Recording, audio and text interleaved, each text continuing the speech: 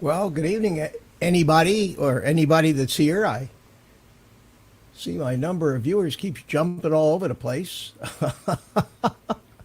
I'll tell you what, it is very hard to try to follow somebody else's show and time things so that you're not stepping on them. I've been watching Mel's show and waiting for him to finish, and he said 20 minutes ago, well, I'm calling it a night, so I get all set up, ready to go, and then they keep going and going and going, and then I hate to be late for anything, so I just started my countdown. I hope I didn't step on his toes. Anyway, I guess he's done because everybody's coming over this way, and I don't know if Ray Kelly was here about a half hour ago. See, we got Arizona Drone Dude. How you doing? Rick Halber, thanks for stopping by. Good to see you. And Chris, hey Chris, how are you? And I see that I got somebody in my green room here that I think is wildly in need of a live stream fix, because he was trying to get onto Mel's stream, and we all know who that is. So Builder 710, hey man, how you doing? Thanks for coming in. Anyway, here's the man of 1,000 faces.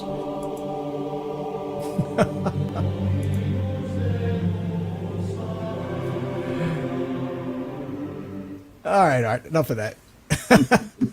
How you doing? I'm doing pretty good.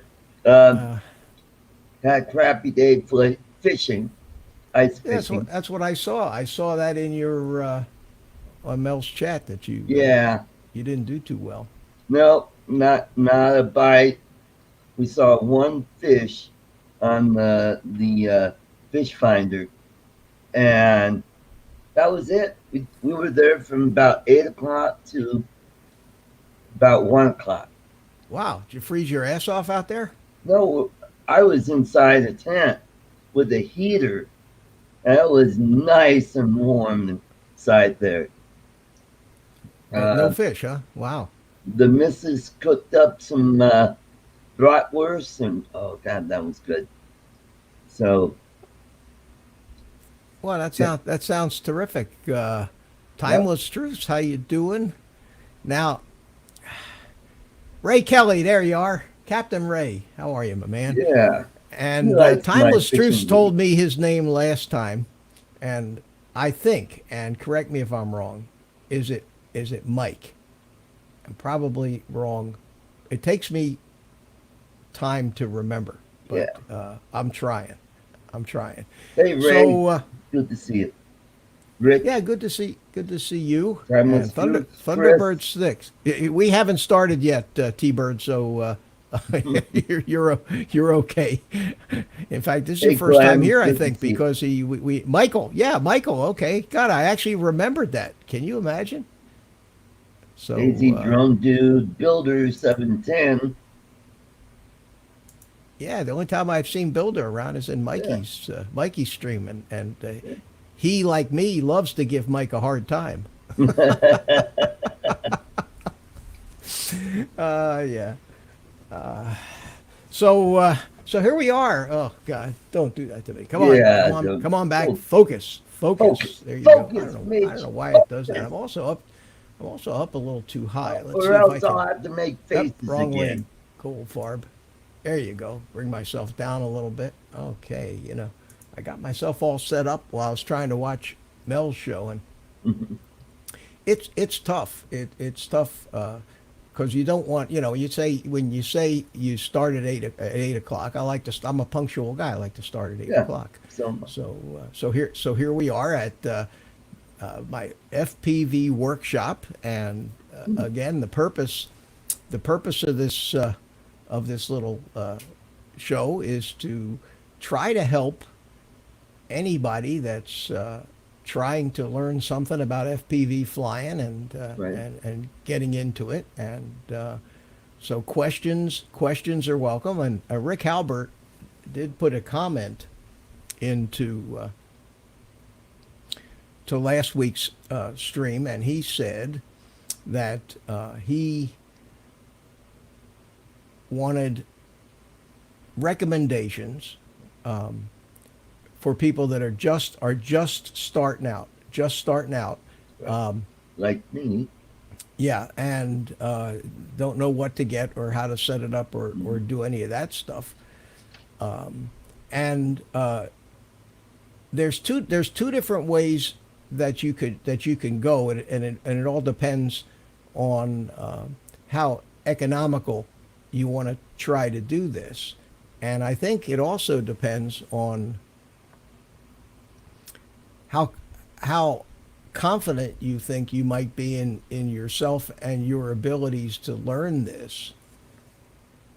Because if you think that you're going to be able to learn it without too much trouble, and it is going to be some trouble, but if you think you're going to want to proceed forward in this hobby because there's something about this hobby that you really like, I would go ahead and get the Tiny Hawk drone, the little Tiny Hawk 2 by itself, not in the kit Right.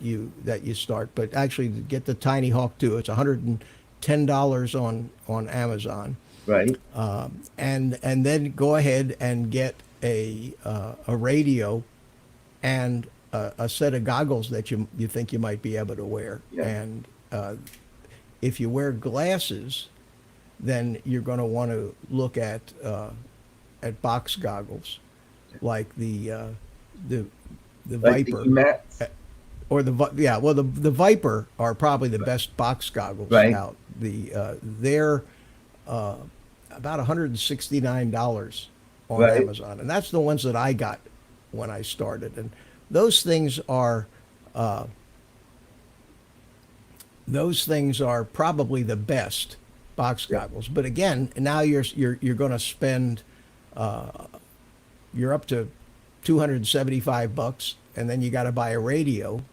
And I would recommend the Jumper TX, and that radio is about $160, and so it's going to be a $500 investment. Yeah. Now, if you don't think that, or you just want to try it as inexpensively as possible, go do what Art did, and that's also a Tiny Hawk, but it's not the same Tiny Hawk as this. Yeah. It has brushed motors instead of brushless motors. It doesn't. It runs its own proprietary operating system. I think it's not running Betaflight. I don't know if you can program it. You may be able to. I haven't personally had any experience with that, but I know a lot of guys have had that experience and have recommended. And this is the kit. It has the goggles and the controller for it. So right, and you can learn to fly FPV on that. Yeah. And if you think, and you can probably bind that quad to a new radio if you get it. right. So, and it may be that the goggles that come with that are totally adequate for you. So the only thing that is, I would say, toy-like in that setup would be the controller. Yeah. Yeah, it's instead of a real radio Right. like this one, you've got a plastic controller, like a game controller. And That's right. that's Hey, not going to be something you can carry let's forward. welcome Bill, Coast to Coast Drones. Hey, yeah, hey, Bill. Lovely Lisa, Warrior Queen. Drone shots. Hey, Jody. Peter Hey, Jody. Carroll. They said there's going to be a new Jumper 16. I hadn't heard that yet, Jody. Tell me about that. And Brandon Rain, hiya, Brandon. Yeah, Give you a wrench so you're blue yeah. like the rest of us here. Then he could rein in the Okay. mischiefs. Uh, you know, I've got to get a a rim shot sound effect just for There you you. go. I have lots of sound. In fact, there may be a rim shot sound effect in these 500 or so sound effects that are in this thing, but I Right? haven't had time to look at it. And Bob Casey's here. Hello, Bob. How you Yeah. Hey, doing, man? Bob. Mel was trying everything he could to get Bob into the Right. into the I think stream. Bob's a little camera shy. Well, he I did see Bob on one live stream one time, and I don't see any reason why. I mean, he Yeah, was I don't fine, either. yeah. Yeah. But He's a you know, Mike tall Roche. Look, dude, though. Mike Roche was the same way when he first started. He came Right. on my stream, was the first one, and he felt um, it's pronounced Rhine. Oh, okay. Oh, Rain. No, No, that's fine, Brandon Rhine. Yeah. yeah. Interesting. Rein, which is my last name is Weiss, Uh, which is spelled like yours, Weiss, and people who don't realize that the German pronunciation is Weiss, not Weiss. yeah. I've had that same problem. I've had that same problem all my life. So I'll remember that, my friend. But we'll just call you Brandon anyway. Yeah. I just paid. Rick Halbert got 145 for the T16. Did you get the Pro, Rick? Did you get the Jumper T16 Pro? I think probably that's the only one they're selling now. And the way you know is it the T16 on it here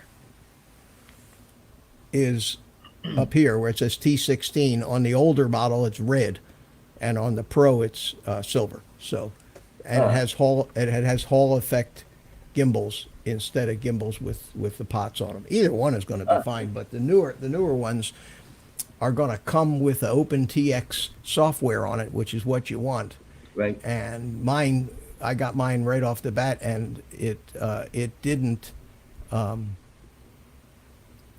come with that, so I had to flash that and re-enter all my models again. So you know, early adopter, like I was, There you I go. had to pay the price. So Jody says it's a Radio Master TX 16S. Let's see here. TX 16S. New FPV trailer. Better than the Jumper 16, but it's from Radio Master, and it's not from Jumper. It says it looks highly similar to the Jumper T16 at first glance, but it has some improvements and better features. Well, there's a video of, yeah, it does look like the Jump. Wow, it looks nice. It looks like the Jumper 16. Hold on a second, I'll get over to that. It looks it does look like the Jumper T16. It looks like it's made by the same company. I don't get it. Well, that's something I'll have to look into. That may be that looks exactly like the Jumper. So it looks like it's made by the same people. So yeah, it is. It looks like a Jumper. I don't TX16S from Radio Master. Well, maybe Jumper's changing their name because the name Jumper sounds a little hokey. So that may Yeah. be only. Oh no, they're selling Fat Shark goggles for 464. Radio Master. It's a bigger forward thing. Well, you know what? If these radios are only $150, they're almost like throwaways. They're really cheap. Hey, Mitch, I want to check out your your mixer board thing. My what? This thing here? Yeah, potato. Ha! Yeah, that's the voice meter potato. Voice meter potato. Voice meter potato. And And does that yeah, come with a taking mixing out the board battery. Yeah. and a standalone software where you can use a USB mic like I have here? Oh yeah, it's in the computer, so any input to it has to be USB. Okay.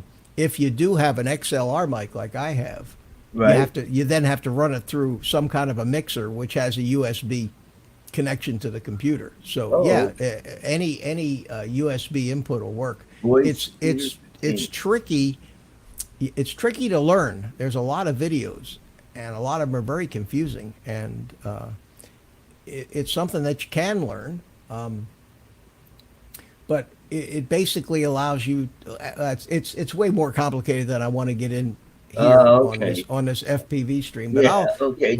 you'll next month when you come down here, All right. I'll give you the advanced course on the thing. I mean, it's got a billion buttons, and most of this stuff I don't use, but the few features that I do use allow me great control over Right. where certain channels are coming from and where they're going to, Right. so that I can avoid all of that echo crap that happens so Okay, often cool. when you try to have these live streams and stuff starts feeding back on itself. So Right. yeah, it's a nice thing. But that jumper thing looks pretty good. Yeah. So let's see, where am I? Let me get back to Back to you, here. Mitch. What's that? Back to you.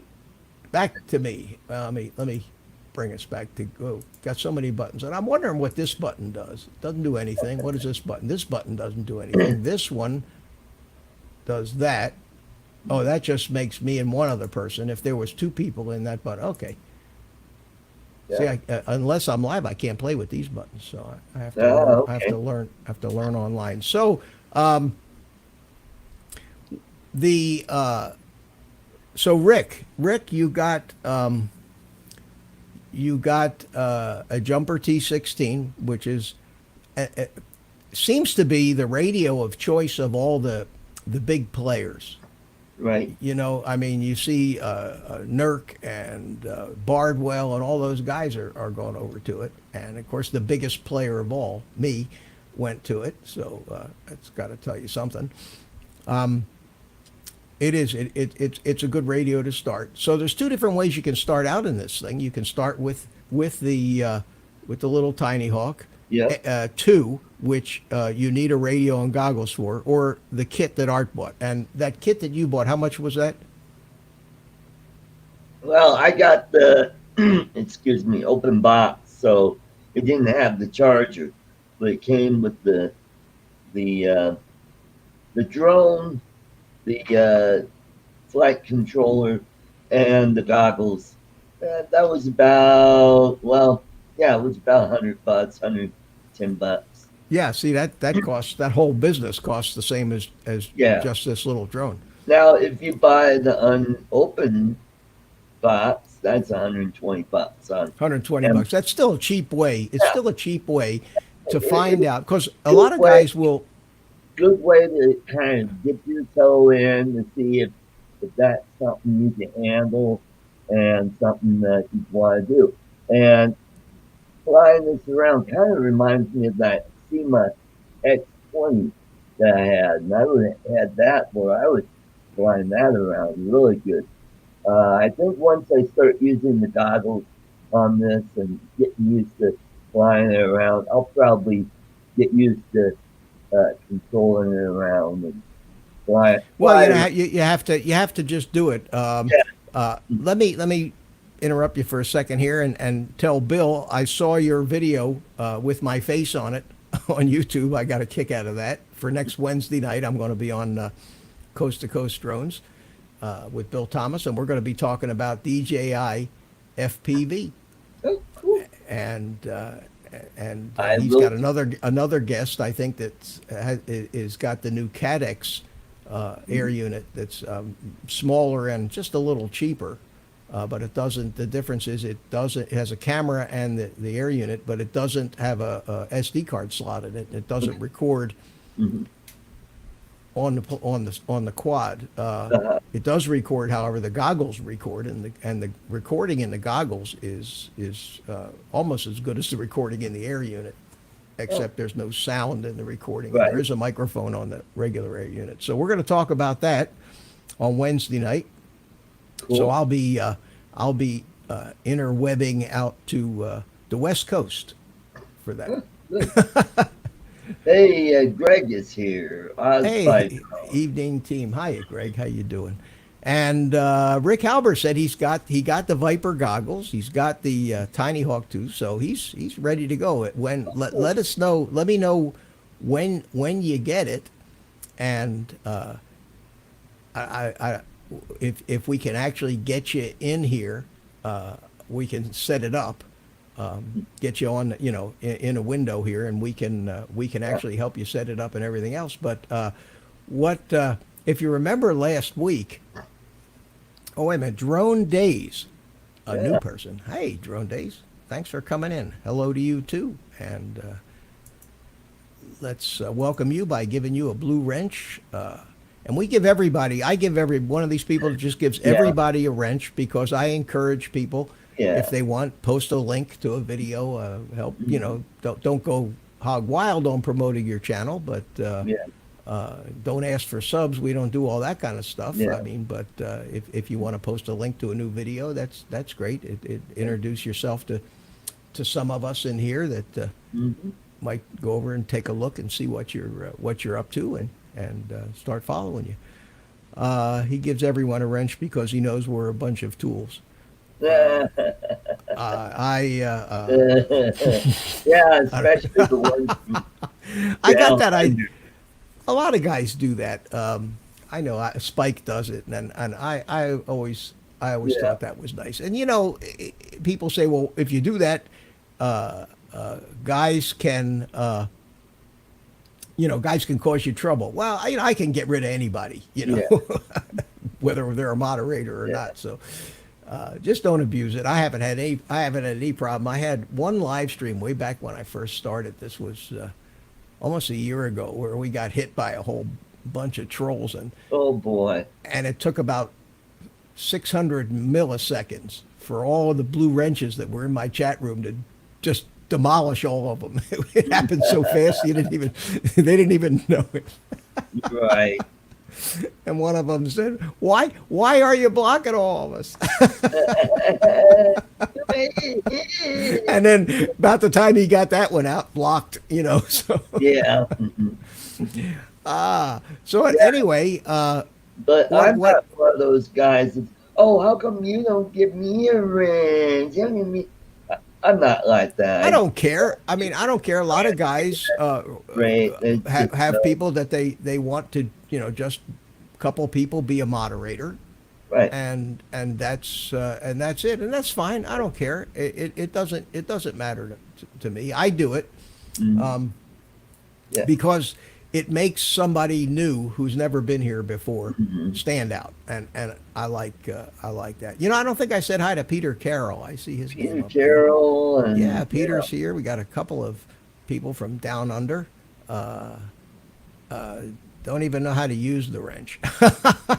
Well, what it basically does for you, Drone Days, is it lets you post. It'll let you post a link, and it'll let you block somebody that doesn't have a wrench. Right. Or put him in timeout. Put them in a timeout or something like that. Yeah. But that generally doesn't happen. Yeah. So let me get back Okay. to talking about drones. So we were talking about the Tiny Hawk, the fact that it's the best way to start, and what I did, and this is Rick, let me know, and anybody else that has this stuff and would like to talk about how I'm learning to fly these things, being an old guy whose reflexes aren't the quickest anymore, but I have a leg up because of all the RC, all the years of flying RC and camera drones. I've still had to go through quite a learning process, and I still am, and I still practice Right. a lot. And I've come up with what I think is, and this is especially for you, Art, and something you should start doing tomorrow. You've got a drone, you got goggles, you got batteries, right? You Mhm. got a charger now. You got Yeah. Yep, I you're got the ready. charger No more, now, and I got no more new excuses. batteries. I got these batteries here. Yep. Okay, so you're ready to go. So Yep. what you want to do is have you fired up the drone yet? Oh yes, I have. I flew it around without the Okay. goggles, and I think that's for. I said, "Hey, where's the trim?" I'm like, "Oh, what is?" Were you in angle mode? I was in the S- s- beginning mode. All the stabilized way. mode. Yeah, Okay, so basically the drone when it hovered, it kind of hovered. Now what did it yeah, do? Did it go to one side or did it go to the other yeah. I kind side? of wanted to go to, yeah, the right. All right. Did it have do you have trim tabs on that radio? Yeah, I do. And that's I Okay. tried pressing those, and I'm Did like, you did you manage to get it? Now, what you want to do with any quad, and this is true of even even one of these things. Okay, right, when you first fire it up and you're going to take it on its first flight, right. point the camera, set it on the ground, no goggles, camera away from you. Uh huh. Okay, and that way, here let me Right. bring Carlos. Carlos is in there. Hi, Oh, bring hey, Carlos. How Carlos. you doing, Carlos? Yeah. Good evening, Mitch and Art. How are you? I'll be Okay, quiet and so listen to the talk. okay, all right. So you want to just hover it, Right. and you want to keep it pointed away from you because that means that right stick makes it go to the right, Yeah. left stick makes it go to the Yep. left, and forward stick makes it go forward, and Right. backward stick makes it go back. And you want to learn how to do that. And the throttle, of course, makes it go up and Right. down. So the first thing you want to concentrate on is throttle. Right. And Hmm. this is my method. You concentrate on the throttle, and just try to keep it somewhere. But Right. if it starts to turn a little bit, use your left stick to yaw it back, so it's always pointing directly away from you. Right. Okay, and then what you want to do is you want to just practice hovering it away from you and just trying to keep it in the same position. And Right. I would just burn up a few batteries doing that and keep practicing that and Right. practice and get the feel of the throttle to keep it from banging into the ceiling and Right. banging into the floor and banging into Boy, the I ceiling, love that ceiling. and just practice that line of sight. Yeah. Okay. Now, after you can just take it off, bring it up here, just keep it there. Just keep it there. Start moving it around a little bit. Give it Right. a little stick this way, and then hit it back the other way, and then Right. move it forward and move it backward and up and down, and just keep doing that. Then, when you really get a good feel for that, start turning it. Maybe with a yaw, maybe a quarter turn, Uh huh. and do the same thing. Practice hovering it like that. About a Mhm. quarter turn that way, and then maybe about a quarter turn this way. Right. And then as you find you can hold position with that, turn it sideways Right. and try to keep it there. And just keep pushing your envelope until eventually you have it, you can actually point it at yourself where everything is backwards Mhm. on the stick, Right. and keep it in position. Now that's reflexes that take a lot of time to develop, because when you have to start thinking, well, that's right, but I got to move the stick to the left, Yeah. you can't do it. The only way you're going to do it is just by practicing, and you might have to burn 50 batteries. I'm serious. Yep. But I would do that, and at the same time that you're doing that, because that's not a great deal of fun. Right. Because after you can finally hover in one place, then you want to be able to fly it around in circles and do figure eights. Right. Line of sight. Now, you don't have to fly line of sight to fly an FPV quad.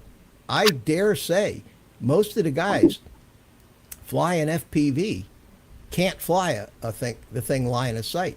They never learned that part. They fly from the goggles, where left is always left, right is always right, Right. Mm-hmm. forward is always forward, back Right. is always back. But I found that now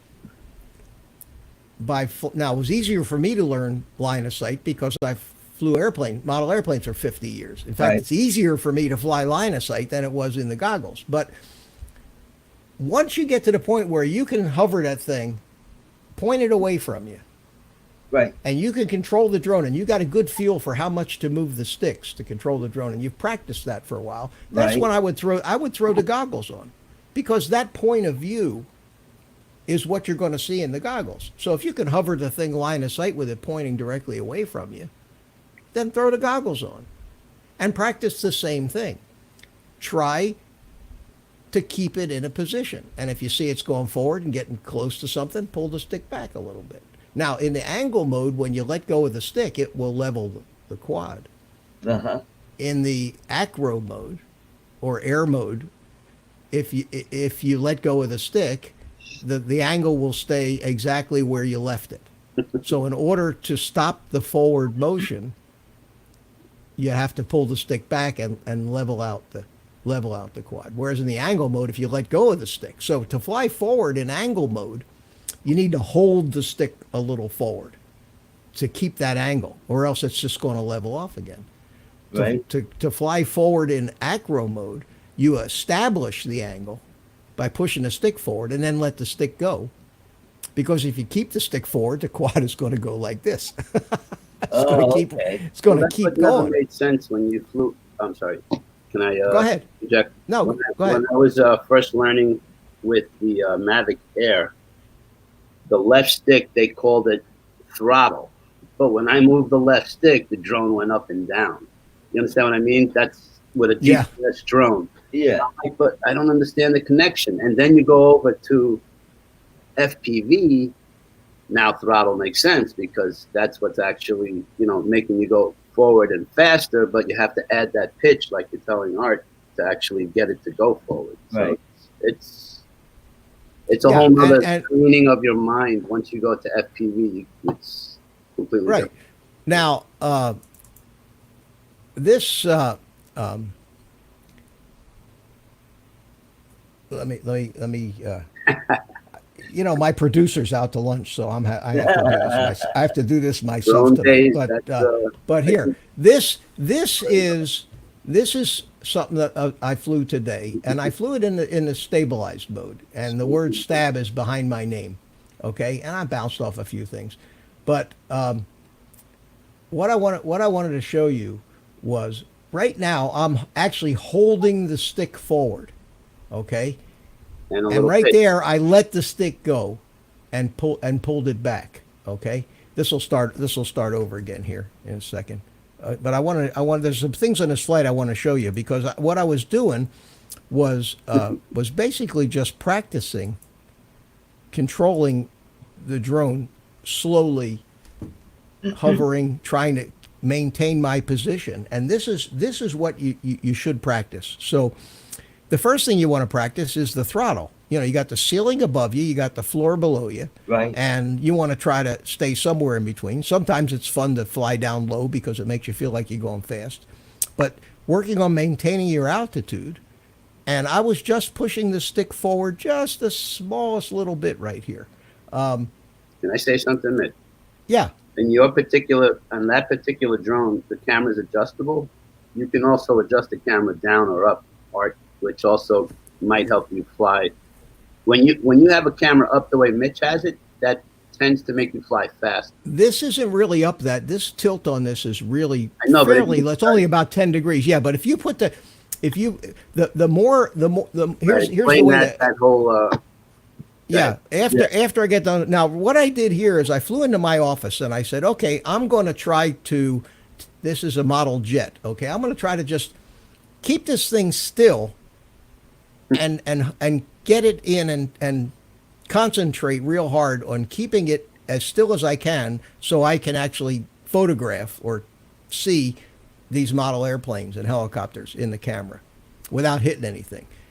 And this is tremendous practice to do this. Okay, then you turn around and of course there was the fan, so I pulled the throttle back a little bit and down it went. I thought he was going to go in between them. No, but this, you know, that's and then I have a little model airplane, a little tiger moth that I built years ago, and it's just displayed up there. So I said, okay, let me just fly it up there. Yeah, and fly. That's a stick and balsa kit, so that was a lot of work to build. And then I said, okay, now let's just fly around, and this is great practice. And I probably should do more of this than I do. Oh, But see, that's the nice thing about these tiny hawks. You can bang into things.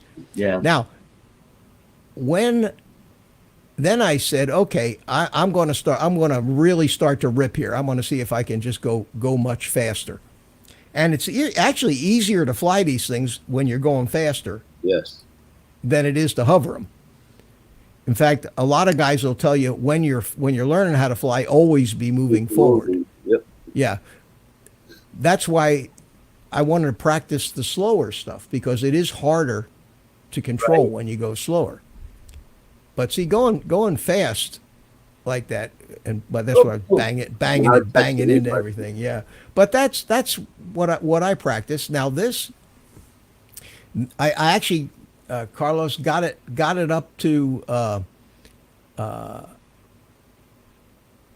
drone shot says, if you can't hover that thing, have you ever fly a big nitro heli? Well, I fly big helis, but they're I was used to that. I had no problem with the big helis. I've got some huge helicopters, but this little tiny hawk was until you really get used to it. The throttle is a little touchy, and I probably should go in and put a little more expo in the throttle around the middle, because it's very. But you get used to it. Yeah, exactly.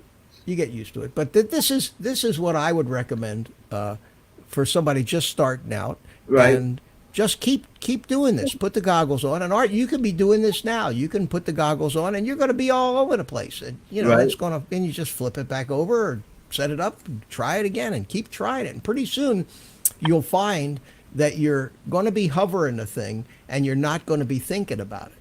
You're just going to be doing it, like when you drive a car. Right. And you practice. Now, Carlos, you see how good this video is? I got it on 200 milliwatts. Oh, yeah. And that this makes a difference, right? And this is with the this is recorded on the DJI goggles with the analog module. I wish mine was that clean. Yeah, and but the milliwatt helps. Yeah, and what I did was Jay Sullivan, Santiago. Jay Santiago. Can't see. Hey, how you doing, Jay? Good to see you. Said hi to everybody with Tiny. Been playing with Expo. I actually went in on this Tiny Hawk and set the roll rate up to about 800 degrees a second, so I can do rolls with it now. Drone shots. That's why I got the T16. It's like, the T16 is more like a real radio that radio control guys fly than any of the Free Sky radios. And that Free Sky never felt comfortable in my hand. But this jumper feels just like a model airplane radio. I mean, I love the sticks. I love the positioning of the sticks, the shape of the thing. It's big though. Well, it's huge. Well, it's about the same size as a model airplane radio. Right. Now, this is Rick. This is the way you want to start out. But when you get all that stuff, and I don't know if you have it all yet, you're going to have to get it all hooked up and hooked together. And if you do need any help with that, I'll get on Skype with you or get on the phone with you if you can't do it on the live stream. If you can't do it on the live stream, I'll just email me. I don't have your phone number yet, but just send it to my oldguyanadrone@gmail.com. What is he going to fly? The Tiny Hawk? He's got the Tiny Hawk 2, and he's got the same setup as you, but he's got the jumper radio. He's got the Viper goggles. It's even easier for him because he doesn't have to press buttons and plug it in. Yeah. He's going to like this. this was now. You Remember have a lot last of nice room to fly. I'm jealous. remember last week when I flew it live? Yeah, I actually can do that today if you want. I can try that. Oh, okay. How okay? But you know what I did? What I did was I wasn't real happy with the quality of the feed because that Viper receiver isn't as good as the Fusion module that I have in my DJI goggles. I agree. But I went ahead and said, you know, I have an old capture device that I used to use to take the yellow composite video RCA plug from a VHS tape recorder and convert it to a signal that the computer to USB. So I plugged the receiver, the Viper panel that I have on the tripod. I plugged the AV out of that into the RCA input of the capture thing and plugged it into the USB of the computer. Okay. And then I went into OBS and got and that device showed up as the same as my cameras show up. All right. And so now I can, and what I'm going to do now, you guys talk. I'm going to go turn on my receiver. Hold on a second. He's going to show us some flying. Yep. Wait, I don't think he can hear us because he doesn't have. No. So No, he can't hear us. So let's talk about Yeah. So, oh wow! Check out that flying wing there. That's pretty cool. Okay. So Did what you I, hear what we what were I, saying? What's that? Did you hear what we were saying? No, I didn't have my headphones Okay, on. good. Okay. Well, Yeah, I good, was admiring good, your- good, I'm just kidding. I'm just kidding. good. What were you saying? I was But I was admiring your The wing. flying wing behind you. Oh, yeah, that's a picture. Oh, that is. Yeah, that's a photograph behind me. This is a green screen Oh. deal. Oh man, I'll tell you, even the monkey. I had Brandon wondered if I had a pet monkey. Even he got Yeah. fooled. Yeah, Oh, okay. You can- it's all an illusion. It's the man behind the curtain. Oh, okay. So all those Uh, drones aren't yours. So. No, they're all mine. They're hanging in the other They're just room. not there, right? Oh, They're just not behind me. Don't you remember that whole video he did with his office and setup? That's what. right. I Yeah. thought you was okay. Never Yeah, mind. I just figured that would, I have that white brick wall with the French door in it for my Right. other show. So I figured, well, this is we're talking about drones. I may as well make it look like I'm in a workshop. So There you go. Okay. Yeah, but Cool. what I have here is a screen here Right. with my little picture, so you can still see me up there. Right. But basically, if I take this drone, put a battery in it, can you see that in that little picture? Here, Yep. let me do it this way. Let me go back to Okay. here. There So you go. we'll put the battery in the little Tiny Hawk. The only problem with the Tiny Hawk 2 is the rubber bands are a pain in the ass. I like Second one. I don't like the second. the original one. Okay, so what I'm going to do right now is I'm going to go. Oh, you and I'm took your going. antenna out. I see. Yeah, I did. I took the antenna out and How'd you do that? You took the camera out first? yeah, I just took the camera out and popped it out. But the camera's held on by just 2 screws. It's easy. Actually, pay attention. I forgot to tell you, I lost a screw, and they give you an extra one. Every now and then, check the tightness. The camera screws. Okay. We're gonna. That's another thing. That's another thing we're gonna talk about. And when But I I'm just plug letting this, you know, with that particular one, I lost one of those screws on the yeah, I have hundreds of them. So Okay, good. and that's another thing we're going to talk about is another topic, whether we get to it today or not. But is if you're going to be building quads, you need a well-equipped workshop. Yeah. There's all kinds of stuff that you need, and in the description of these live streams, I've put. And they're affiliate links, so I'll make 3 or 4 cents if you were to go to Amazon and buy something off of it. But I've put links to every kind of connector assortment and wire assortment and screw assortment and plastic standoff assortment and all of that stuff. And I wanted to go over that with guys because that's that's what you need. And if you're going to try to do this and you don't have all kinds of this stuff around, it's going to be frustrating as hell Oh, yeah. because you're going to need to find a 6 millimeter number 2 screw, and you're not going to be able to find it. So you need number 2 assortment, number 3 assortment. You need them in plastic, you need them in metal, and this is if you're going to be building these things, Right. where you're going to be mounting flight controllers. You need soldering equipment, you need a heat gun, you need all kinds of things. And it's going to cost a couple $100 to $300 if you need to buy the soldering iron, if you need to buy the heat gun, if you need to buy all these assortments. But this is a Right. one-time thing, and then you have all this stuff. Ray Kelly says, I need another drone.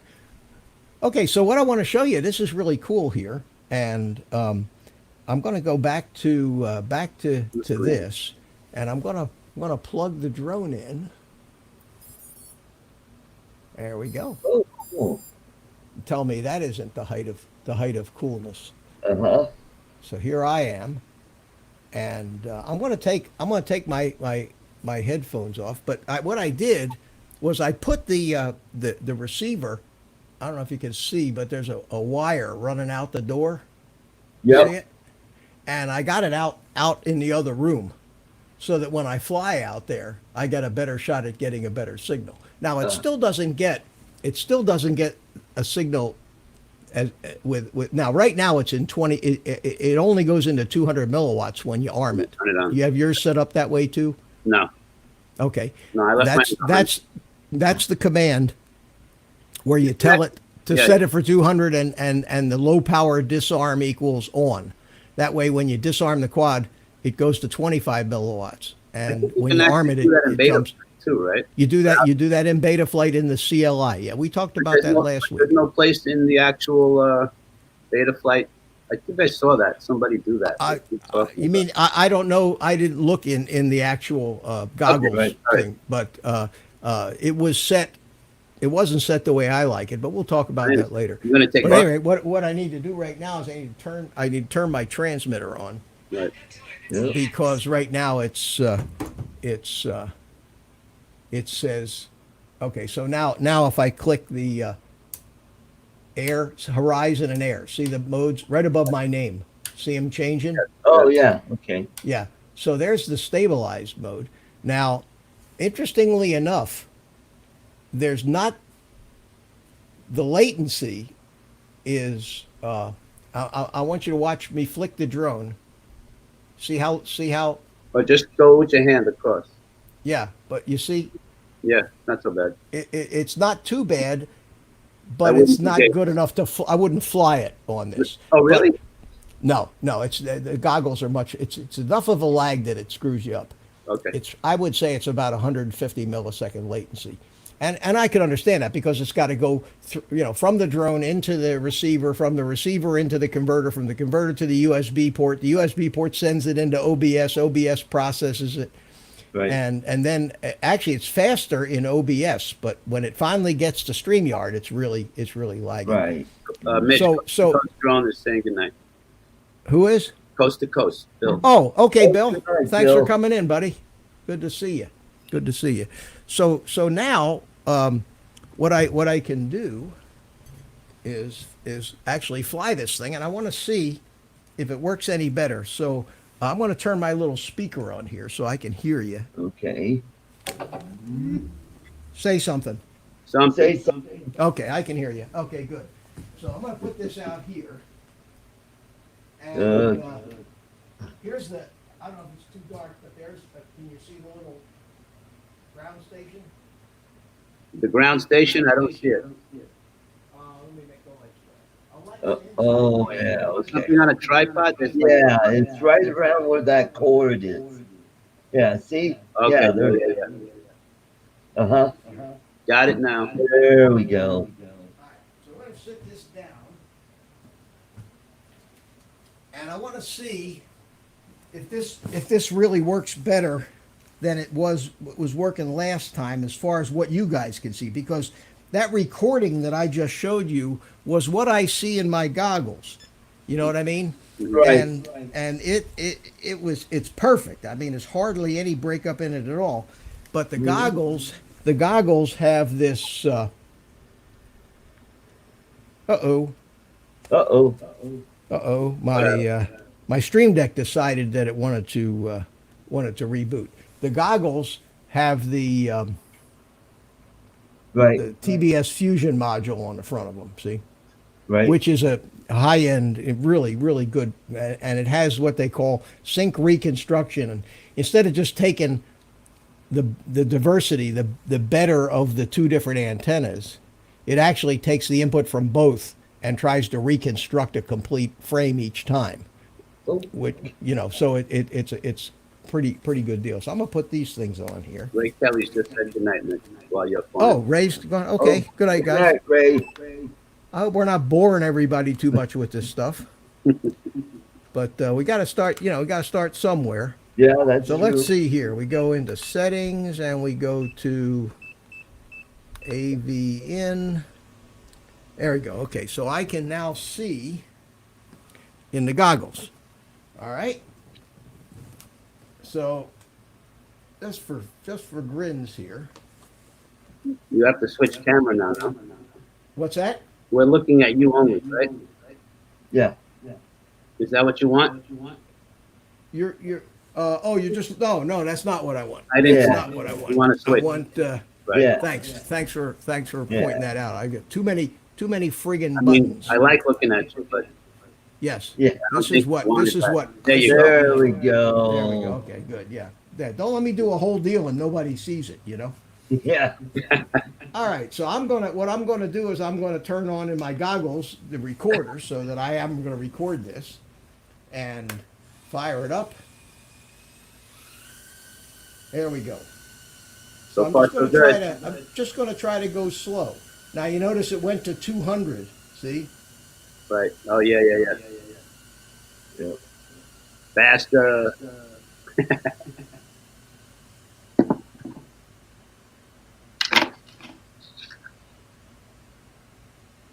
But this is it's really good practice. It's better practice to try to go slow Right. than just to race around. Right. Mitch, can you try to go between the ceiling fan and the fin? Yeah. Come on, I know you can do it. I've done it. No, but I'll tell you what I did do. Hold on a second You here. can do it right there. Yep. No, I don't want to do that because I don't want to strike. It's a popcorn ceiling. Yeah. But what I can do is this. I can go into the bedroom here. Watch this deal. Go into the bedroom. Look, you see how he's cruising? Nice. All right, watch this now. We'll go into the bathroom. All right, we'll turn around. Whoops. Hello. I'm in the closet. Oh, I'm in my closet. Oh, no. Now that's funny. Am I upside down? No, I don't think so. I don't know, but Yeah, I am. Okay, oh, hold on I a see second. blue and purple and orange. Okay, crash flip. No, it won't flip. I got to go get it. Can you believe that?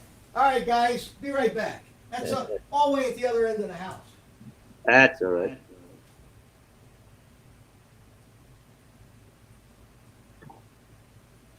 That's too funny. All right. Hey. Have you put your goggles and flown yours at full? No, I haven't. I just flown it around without the goggles Okay. to get the feel for it. And now we got purple. Okay, there we go. Now we He's gonna take off from his bed. there we go. There is no way Yeah. There's no way I would have gotten out of there because it was wedged down right beside the laundry basket and the wall. Oh yeah, I never would have got out of there. Okay. No. Anyway, this is why we practice, guys. And this is Yeah. why I call this. This is why I call this beginner FPV. All right. Take off. Oh, I got it. Crash. Crash There we flip. go. There Okay. we go. Arm. Armed. Okay. Okay. So what I want to do here is turn around. Are you gonna fly over the And I bar? want to fly. Yeah, I want to fly up over the bar. There we.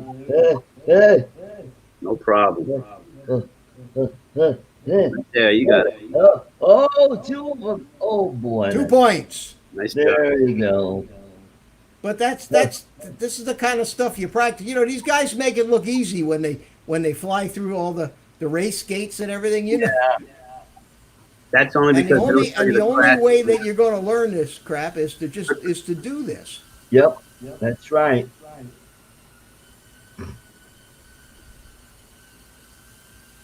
And Carlos, you know, just to get to this point takes a lot of practice. It does. Just keep burning batteries. And it's frustrating sometimes because you can't get discouraged. Yeah, but you don't think about it, and after a while you really start to relax doing it. Yeah. Yep. So how does the video feed look? Looks good. It looks better. It's not breaking up as much as it was last Yeah, time. that's Right, you got it up too also. All right, let's rip to the other end of the house here. There you go. Whee! Now we're talking. Now Oh, hey, Oh. under the bed. you're out. Let's You're see if I good. can get out of here. Definitely. There you go. Now up. Going All up. right, Up. got it. There you go. Piece of cake, piece of cake. Whoa.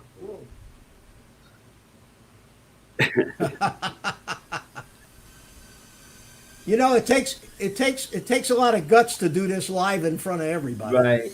Oh I no, try to set mine up, man. this is a real wall hugger, I'll tell you. Oh, I hate Yeah. that. Not only the wall Yeah, hugger, but it goes They under. do that. They really do. It- Okay, it- so just so you know, I'm no expert at this yet either. Just so you know, I'm no expert. What do you say? Okay, I'm gonna I don't turn know. off my receiver while I'm out here. There we go. Back to blue screen. Back to the blue screen and There you go. unplug the drone Well, that was pretty good. That was and entertaining. turn off the receiver. You got to turn transmitter. You got to turn all this stuff off and Yep. unplug the module and the goggles and turn off the goggles power. But so that feed, wow, that feed actually looked okay. Very good. Looked better this time. Yeah, look good. All right. I mean, was that meaningful to anybody, or was that just fun for me? Oh, Any comments in the chat about how lousy my flying is? no, that's good. And the video was Now, good. outside is much easier to fly, isn't it, Carlos? Oh, you have plenty of room. Much easier to fly outside. Big difference. Huge. I mean, when you can master the You can fly indoors. flying around in close quarters like this, when you get out there and there's trees and things, they're like football goalposts compared to the doorways and Right. going through the small in and around the small stuff that's in the house. Are you able to show them one of my videos?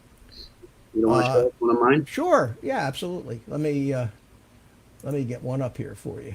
Not the last one, the air mode they won't appreciate. Although that was pretty cool, right, Mitch? That took me quite a few batteries. Yeah, I saw that, and you know, I flew the air mode in the gym that day, Tricky. and let me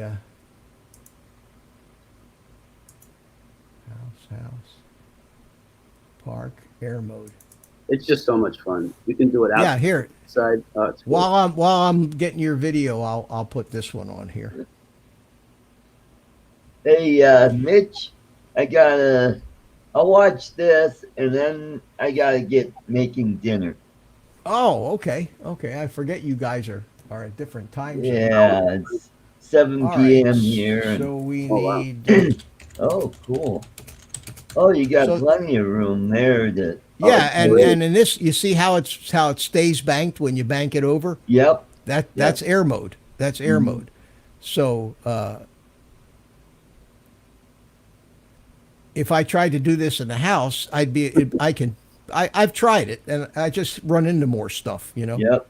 There you go. I did a roll. But Now, it Mitch, wasn't when you do the roll, do you give it a bunch of throttle real quick, let it go, and then roll, and then go back yeah, up the yeah, throttle? yeah. You goose the throttle to get a little push, Right. a little altitude. Okay. Roll it over, but the roll was too slow. Yeah, yeah. And you can't bring the throttle in when you're upside down, or it'll just slam it into the Yeah, ground. So it'll- by the time the thing got all the way around to where I was going to Yep. give the throttle, it had already already bounced off the floor. So that's when I got home, I set the roll rate from 400 degrees a second to 800, which will double that on the roll axis. I'm gonna have to mess And with next Thursday when I go in there and do this again, I'll be able to do faster rolls. I didn't change the pitch rate yet. I want to do one at a time. But that's air mode, so I enjoy flying in the air. All you got to mode. do is just mess with the camera, and you'll pitch plenty quick. Yeah. Oh, you can go. And that little tiny hawk will scream. It's very It fast. does 35 miles an hour. All right. Which video you want to show here? The one with some, like hoops and dyno and dates. Emax, Tiny Hawk, Gates, Gaps, Dyno. Yeah, Okay. yeah.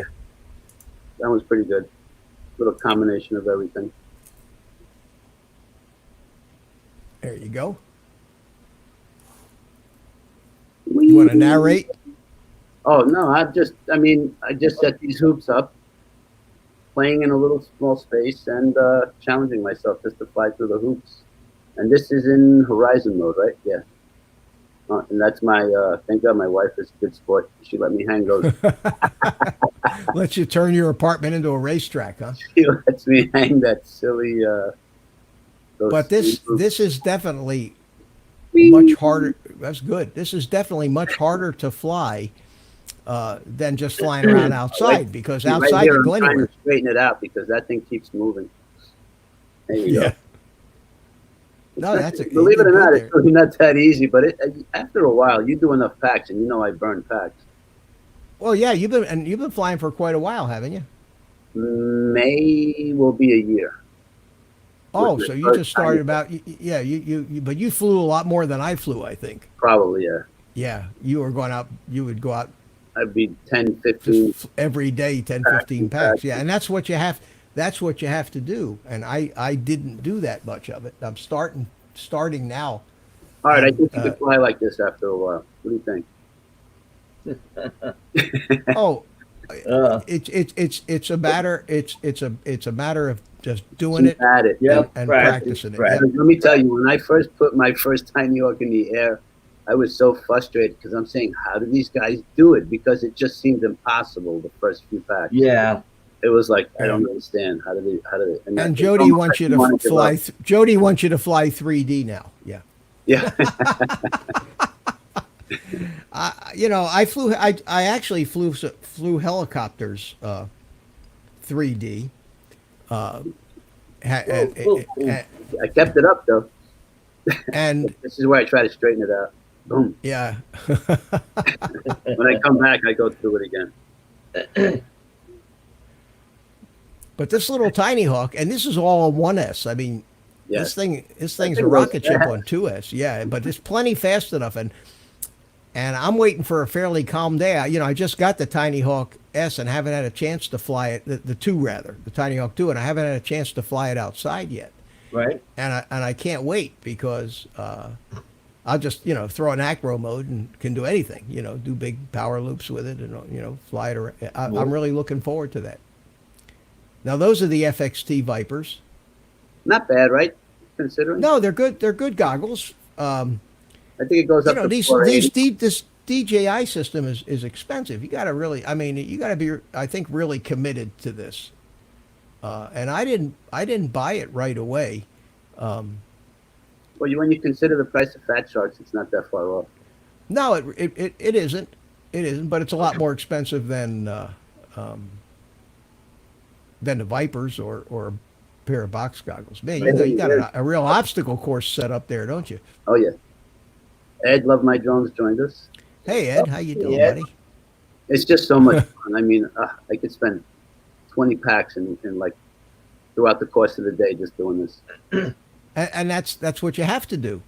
These Yeah. guys, especially the younger kids, pick it up much faster than we Yeah. might. And Ouch. Thanks for showing him. oh, okay, you're welcome. They pick it up a lot faster Right. than we do. And Well, Mitch, I'm gonna have to say good night. Thanks for having me on here. Time to go make some dinner. make the dinner. Okay, well, thanks for coming in, Art. I appreciate it. I appreciate All it. right. And See you, Carlos. Take care. Ed, and everybody in the chat.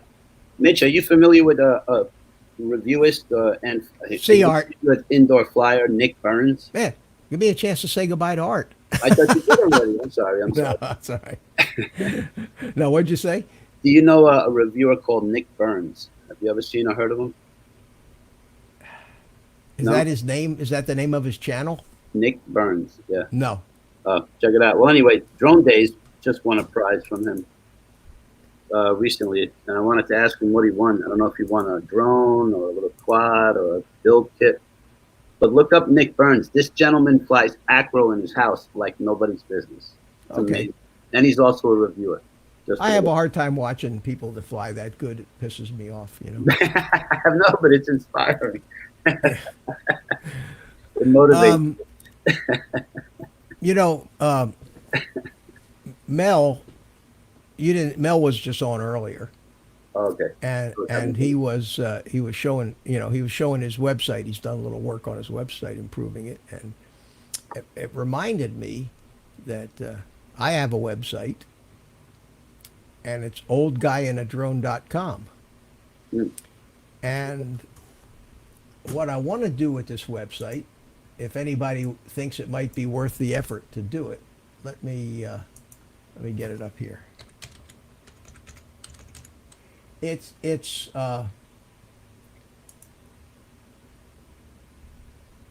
for I did it for my aerial photography business. There it is. And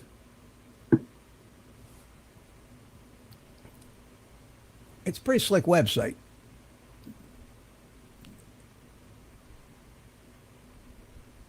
And there's a link to my YouTube. That's my YouTube channel and my YouTube. But at any rate, it's got different pages here, and I actually have embedded videos in the headers. So what I want to do with this website is what a lot of guys do, like Joshua Bardwell and them, and have a page in there of recommended stuff, rather than fill up the description of a video. All of the little pieces and parts and screw kits and soldering irons and all that stuff. Kind of a link to that, and there'll be a menu item up here at the top that'll say FPV workshop or something like that. Mm-hmm. It's a lot of work to do that. Do you think that People would utilize it. people would utilize it? You may want to. You want to try and experiment with just a few on the descriptions going forward on your actual. Well, right now I have a whole long list of them, but I think YouTube frowns on Oh, really? that. Oh, Yeah. Bill, Metro Drones, my biggest supporter. Thank you, sir. Thank you very much, okay. and welcome. Good to see you. Good to see you. If you one of these days maybe you want to come on to the live stream, love to have you. I'm getting tired. I get tired of Carlos. I mean, you know what I mean. I'm here by default. old guy in a bunch of drones. Yeah, this was was the That's the Tai Chinese. Chi, the Taoist Tai Chi Yeah. grand opening of this Fenway Hotel over in Dunedin, and they had hundreds of them, absolutely hundreds of them. Thanks, Peter. And I actually got paid to do this, over there. Can't do that, right? Yeah, and that was shot with a Mavic 2. I think I used the zoom for this because I had to do all this and not fly over people. You know what I mean? So I had to be far enough away, and yet in 4K, it was all 4K. The stuff came out gorgeous, and I managed to do this shot right here without actually flying over a single person. I was over the sidewalk, and then I was over the carport, and Am I good? Didn't you have to do it again a second time? I did it this year. I did it this year too. Yeah, but that. So this is my website, old guy in a drone, and FPV parts list. yeah, That's a good idea. FPV. I'll probably have a link up there, like the FPV workshop or something, and have a series of pages. If it's a lot of work to set up, to do these things. If anybody thinks it might be worthwhile, I'll do it. Right now, I've got it in my in the description of the videos that all the different pieces and parts and the things I'm talking about. This is just a few of them. Batteries, and more batteries. Yeah. This, for example, is a screw assortment. See it? It's got number 2, number 3, and number 4 metric. Now, what do those numbers screws. stand for? Maybe you should millimeter, length. Yeah, millimeters. M2, M3, and M4. If you take a caliper on an M2 screw, it's going to be 2 millimeters, and an M2 screw uses like a 1.5 millimeter socket. An M3 screw uses a 2 millimeter socket in most cases. One. Yeah, but these are all metric, and there's thousands of screws or 1,000 plus screws in this thing, and it's like $12. So I always have a screw that either didn't have one long enough, or the motor screws they gave you weren't long enough because your arms were too thick on the frame. And this is another smaller assortment of screws. And then this here is plastic standoffs. Now, what is a standoff for those who may not know what that means? A standoff, these are little ones. Let me get a bigger standoff. These are the 2 millimeter, what you use when you're mounting your flight controllers. And a standoff is something that looks like this. Tubular. I don't know if you can see it. It has, you know what? Hang on a second. Uh-oh. Making them get up. No, I'm just going over here. Oh, that's even better. Because, That looks like you're ready for, like, gas warfare or something. yeah, hang on a second. Let me zoom in on this, because this is a better way to show it. Now push the tray forward. I will. I wanted to get the zoom. I'm not sure if you've seen- Yeah, there it is. Okay, these are standoffs and plastic screws. So these screws here are plastic, and some of these standoffs have just threads in both sides. So you might put a screw in, and some of them actually have almost like a coupling. a screw coming out of it. See it? Yep. And some of them are small. Some of them are only and the ones you use most of the time are these smaller ones here. But these assortments, the whole assortment of number 3 standoffs and plastic screws is $9 or $10. So you buy this once and it's going to last you, forever. And then these are the number 2s here, which are smaller. And then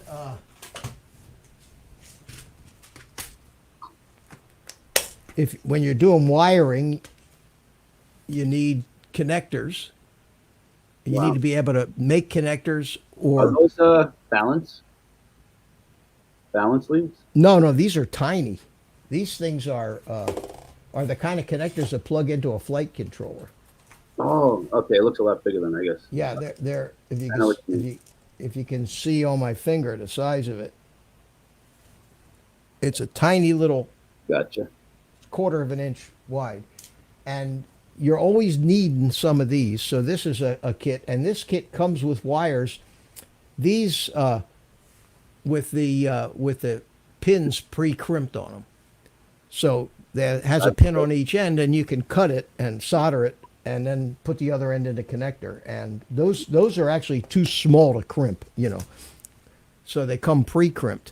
Then there's a bigger connector kit, and these are the kind of connectors that you see on servos. You see on servos. Mitch, can I read this because it's kind of funny? Tater Go Rogers, ahead. he has to go. He goes, "I cut a run, guys. I guess the dog took a Took a poop pee and and the Roomba went through it. So, on the floor." and there, folks, is why I have neither a dog nor a Roomba. This, Sorry to interrupt you, that was but these things here, you get the where is it? You get the pins, and you need one of these things, crimping tools, and you have to learn how to put one of these tiny little pins on the wires. But that lets you make the connectors, servo connectors for like when I made my goggle mod to go over the pins behind the wow, the analog module. Yeah. Really. Yeah, so you know, you have that, and then you need heat shrink. This is a thing of heat shrink, all different sizes of heat shrink tubing, and then, you know, this is, so this stuff, if you were to just buy everything that I got here, it would probably cost you $100. But if you're going to be building quads, you're going to find if you don't have this stuff, you're going to frustrate the hell out of you. You're always going to be short one screw, or you got one standoff that's not tall enough, or something like that. So I do have, I don't know if that's a good topic for this stream to go over these things, but if you've watched my build videos, you notice that magically I kept coming up with all these neat little hardware pieces. Yep. Magically, I like that. Magically, they just magically appeared. And then there's all kinds of little tools you should have, and That's a whole nother. another thing, and you probably know this, or if you've got a workshop, you should have two sets of tools. You have one set of tools that you carry with you when you go flying, and a whole nother set of tools that you have. Because if you don't, the tool you need is never where you are. You know. Yep. And Jody, I'm trying to read what he says. Either or, you make it for what you need, even if you just want to change connectors. Yeah, it is. You're right, Jody. It is almost a necessity to have all of this stuff. And if we're going to be building quads, and you know, getting past the tiny hawk stage of getting into this hobby. And I really enjoy building the quads. I know. Hey, where's everybody tonight? I'm surprised that One day I'm late. No, no, I mean, there was a no, not really. Mel had 30 something people over there in his stream. I guess they're not interested in FPV. Is that more of a PS drone crowd? Maybe. Anything else that any of you guys want to talk about tonight? Carlos, anything you can think of? Any? I'm waiting for people in the chat. No, just for me, it's getting over the fear of building, soldering and building, and knowing what to go where, and not melting a brand new board, or flight controller, or you know what I mean. That's okay. Well, I'll tell you what we'll do next. Actually, next I'm sorry, real quick. Ed was telling me that Amazon sells a practice soldering board. Yeah, I've seen them. right? Yeah, it's So basically a printed circuit board with nothing on them I got to. except solder pads. I think I have to start playing with something like that, because that's my biggest fear is you spend what 40, 30, whatever it is, Yeah, to throw on a away flight money controller. on a messed up solder. Well, if you've never soldered, Little then you thing. do have to learn and you have to practice. And there are certain tools that you need. You need a third hand, one of those things with the flexible arms and alligator clips Yeah, help, or the blue tack. yeah. The Stuff. UAV Futures was talking about that recently. Yeah. It's looks like looks like What? bubble gum. Oh, okay. It looks like Play-Doh. And what you do is you press it like this and you push it down on the table, okay? And then if you have something that, well, here.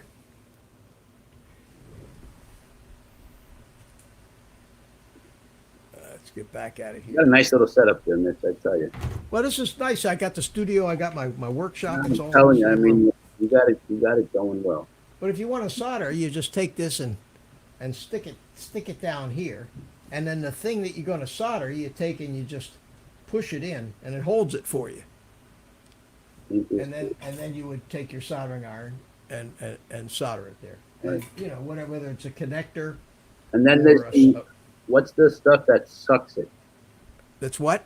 That sucks the solder if you mess up. There's like a little band or Well, there's two methods of removing solder. One of them is like a little plunger type of Yeah. turkey baster looking thing that actually has a spring. You push it down and you that I've seen. click it and it goes and sucks. And then the other method of removing solder is called wicking. Right. Wicking. And what you do is you take, they sell solder wick, which has got flux on it. It comes with the flux already on it. And basically, That's what it does. The flux sucks it. yeah, the flux makes the solder, the flux Draws helps it. transfer the heat to the solder. But what you do is you put the soldering iron, you put the braid on top of the solder you want to remove. You put the heat on top of the braid. Mhm. Solder always flows towards the heat, so it flows up through the braid. It gets sucked right up through the braid, and ends up in the braid, and Right. the board is clean. Right. And I had some of that and I ran out of it. And the last time that I needed to do that, I basically just took a piece of battery wire, which has got very fine. You strip the battery wires, the bigger battery wires. They're Okay. a very high count of very tiny, very thin wires. And I have a little bottle of liquid flux, and I just took that wire, which is very fine, and I twisted it and put a little flux on it, and then just used that as a wick, and it did fine. It wicked all the stuff off. But the problem with that is the strands go every which direction, whereas when you have the braided stuff, it stays together. I need to order. I'm glad we're talking about that, because I need to. That's something I need. Although I don't do much unsoldering, it's not a good idea on these tiny little boards to be soldering and unsoldering. And Jody says he misses Radio Shack. God, that was the place. Radio Shack was the place where you got all of this crap. But Amazon, Amazon is. Let me. Hang on a second here. Let's go over here and see. Let me go over to this screen. I still got to get used. I got so many buttons here. That's the one I want. And let's go to Amazon and see.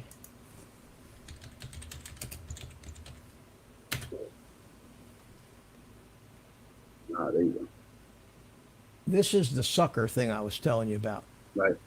No, I've seen it. Just, And there's the wick. You see the solder wick? There it is. oh, You can Nick, you can see you can see there that it's braided. See it? what's the diameter of the solder that you use? 0.6, 0.5 millimeter? I have a couple of them. Uh-oh. This one is .022. 0.02. That's the 0.022. thinnest? Very, very thin. Yeah, this is the real thin stuff, and the other stuff is probably about 0.5. Okay. He would. Are you going to get a kick out of this, Jody? You're going to get a kick out of this. You are really going to get a kick out of this. Oh, Radio Shack. It's collective. Speaking of the devil, you know how long I've had this roll of solder? Wow. This roll of solder is probably 20 years old. And damn if it isn't Radio Shack. And you're right, Jody. I really miss radio. I really miss Radio Shack. I really do. But you can get all that stuff on Amazon. The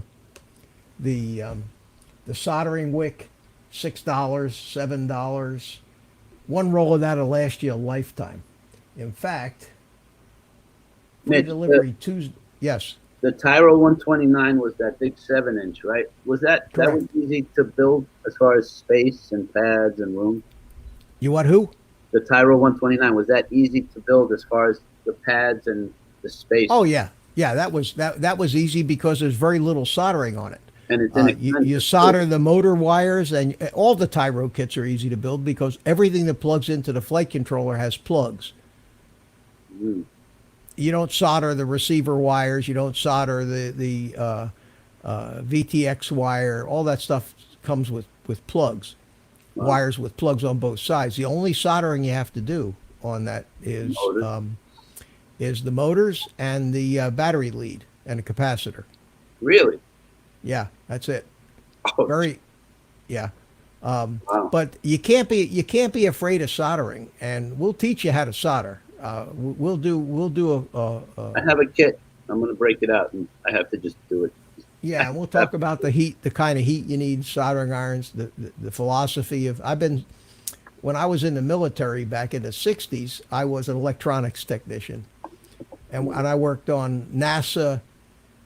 Of course, we didn't have NASA back then, but it was NASA level electronics, and I did clean room stuff. Where we wore white, Really? overalls. And the soldering that we had to do was inspected with a microscope. So I did No, I'm learn. not I trying did. to make I fun. did learn how to solder.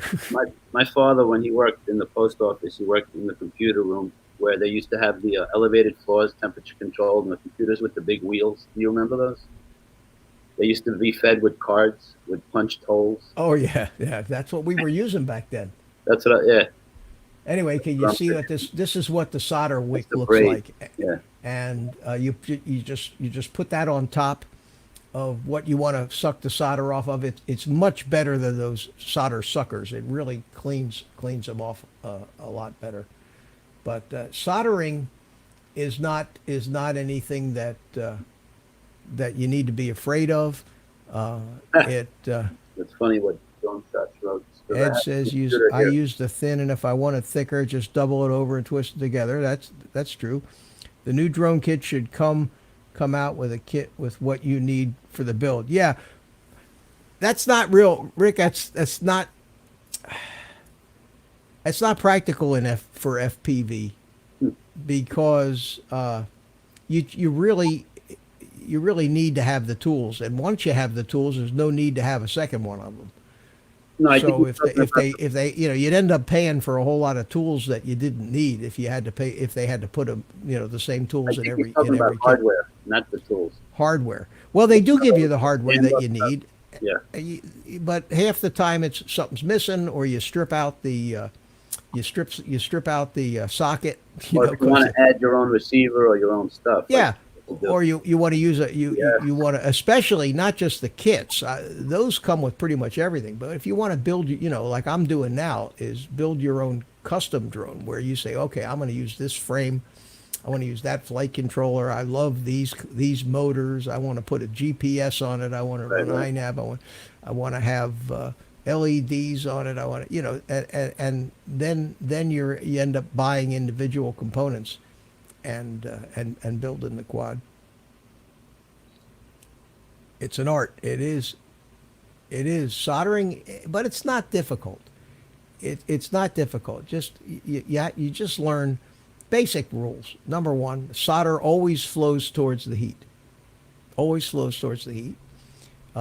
You got to have solder on the tip to transfer the heat. You can't look at this. Show them drone shot product. What are you showing me there, Jody? What are we looking at? Loading. Here it comes. Air systems. Oh, the Futaba. What'd you want me to show them? How much they cost? This. Are they expensive? The big ones? I don't know. Here's a 32 MZ, $3,000. What does it do? Holy smokes! It's $3,000. 32 channel, yeah, 18 MZ, $2,500. The ones that a lot of guys around here are using are the 18 SZ. They're $1,000. The radios when I was flying the turbines, I used the big JR10Xs. They were $1,000 radios. In fact, I got two of them. What makes beautiful? Well, that's what they cost back then. They were very advanced radios and computerized radios back 20 years ago, and they came in beautiful aluminum cases, and they're totally useless now. I've got two of them sitting in the other room that really are totally useless. Yeah, and thousands of dollars worth of radios and receivers and everything else. Ed, yes, you're right, Ed. The right tip,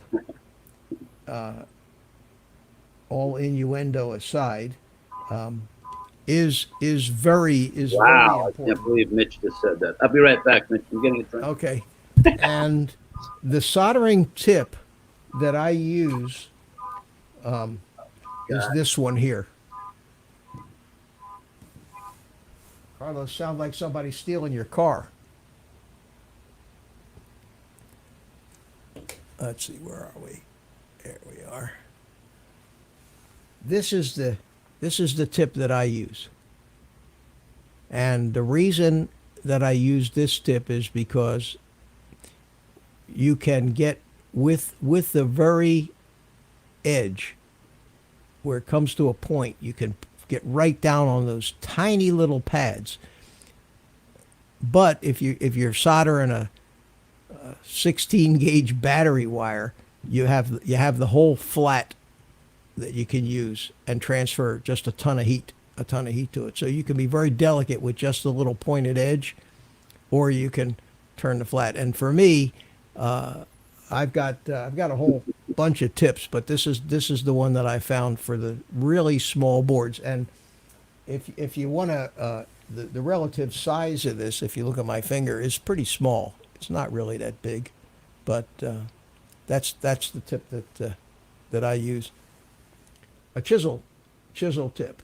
That's what it looks like. You put one on. Yeah, Ed, you'll never, once you go chisel tip, you'll never go back. You know what I mean? Matt Kiwi joined us. Mitch. Oh, Craig, how you doing, buddy? Good to see you. Good to see you. So we're doing what I wanted to do tonight. We're talking technical stuff. We're not just talking about politics and crap like that. So why did you want me to look at those $3,000 radios, Jody? Even now, though, Mitch, why are they worth $3,000? Like, what's the justification behind it? You know, I don't know that. If I was flying $20,000 RC jets, again, that's the kind of radio I'd be using. This one is 32 channels is totally unnecessary. 16 channels. These things are built like military grade stuff. I mean, incredibly reliable, lots of redundancy, but they're still very proprietary in their software. Whereas the stuff we're using for the quads is OpenTX. Open source, right? Yeah, open source stuff, and the companies who sell the radios aren't developing the software too, whereas these guys are spending a fortune developing the software for their radios. And they have a name, but the average, look, you see $500, $400 for the average Futaba. And that JR10X that I used was only a 10 channel radio, but back in those days it wasn't. It was all 27 and 72 megahertz, and there was no spread spectrum technology where everybody just you could just turn your radio on. You had to make sure nobody else was on your frequency, or your plane came down out of the sky. So we had frequency clothespins at the flying field with little wooden. We made up a set of clothespins with big channel numbers on them, and you had to impound your radio when you weren't flying. You had an impound area. Yeah, and everybody had it. When you got out to the flying field, the first thing you did was you took your transmitter and you put it in the impound area. And unless you went in that impound area and you came out with the frequency pin, your radio never left the impound. And at the big tournaments and meets, these impound areas were manned security, right? by guys from the clubs who were helping run the event, and they kept tabs on who had what frequency, and they wouldn't let a transmitter out of the impound area unless they knew that the guy took the pin, and he was the guy, the holder of the sacred pin, and the only guy allowed to have a transmitter on that frequency out of the impound. And if they caught you, and expensive, you would carry you had to carry. Well, I'll show you. I'll be right back. Futaba makes good stuff.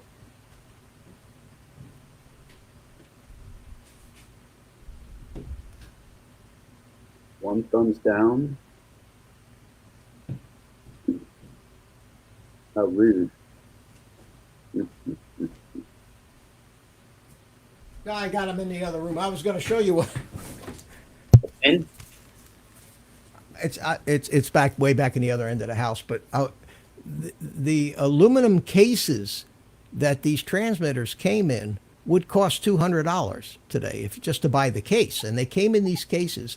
And the cases that I have, when you would bring your transmitter in and hand it to the guy at the impound, you had to have it in a case. You couldn't be walking around with a transmitter out of that could be turned on accidentally, because these guys are flying $10,000-$20,000 models. And like loaded gun. So I'm going to turn my transmitter on, and then $20,000 falls out of the sky and goes up in flames. No. I would worry more about what that $20,000 airplane ends up. Not only the money, but the safety part behind it. You do well. We didn't have any. We really never hurt anybody with them. No, I'm sure, but because you were safe.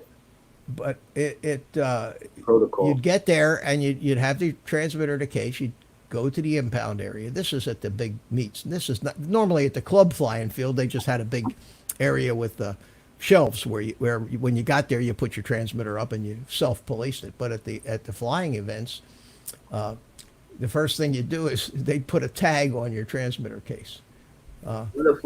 String tag with your name, so they knew whose it was, and you had stickers all over with your name and channel numbers. And it got to the point where there was so many had so many stickers on my case, I had to finally remove 90% of them. But that was like a badge of honor when you had like when you go skiing. Yeah, or if you're a businessman and you got a 40-year-old Hartman leather briefcase that's just beat to shit, that's a badge of honor, No, at the flying fields here, they use a whiteboard and they put down the channels that they're flying on. But now you don't really need to do that now, because they all use what they call spread spectrum technology and frequency hopping, and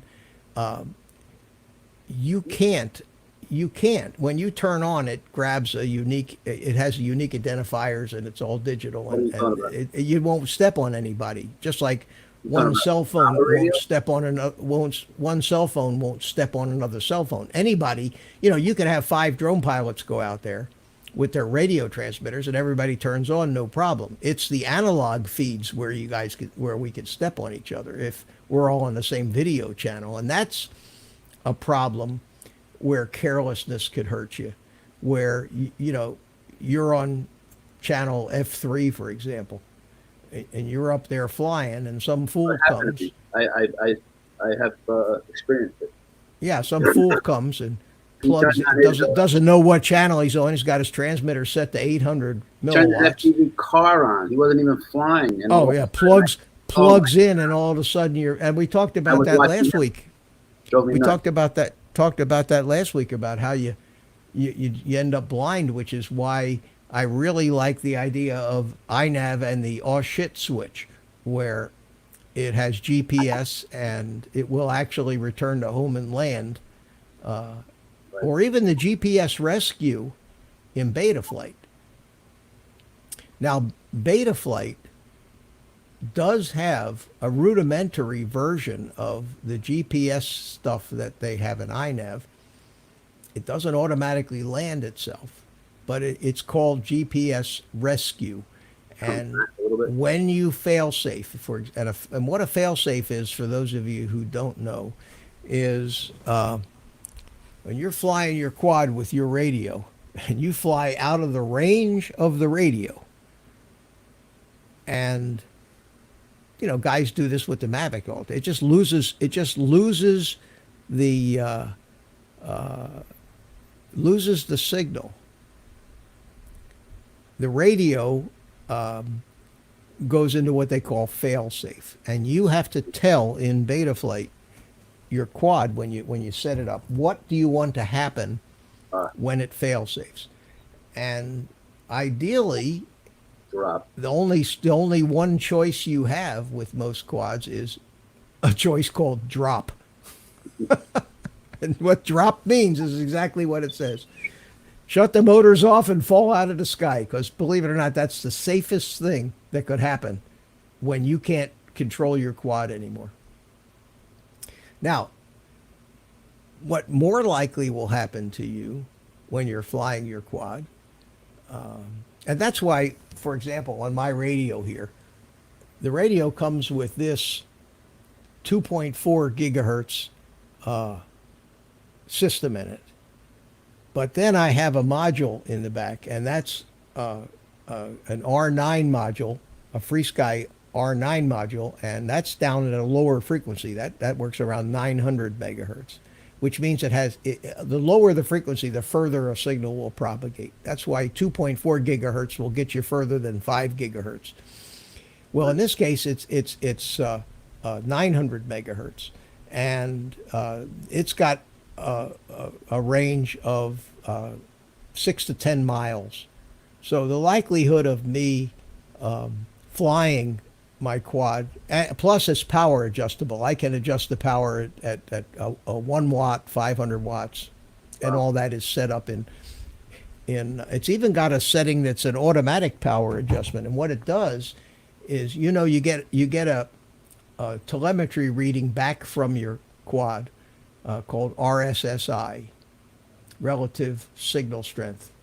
And what that tells you is, and you get it on a Mavic too, it tells you, you see the bars go down. It tells you that the receiver, there's 2 signals. There's the receiver in the quad that's receiving the control signals, and then there's the video feed that you're getting back that tells you how strong your video signal is. Well, when you're flying these quads and you get out of ways, you're probably going to lose your video feed in your goggles before you actually run out of range to be able to fly the thing.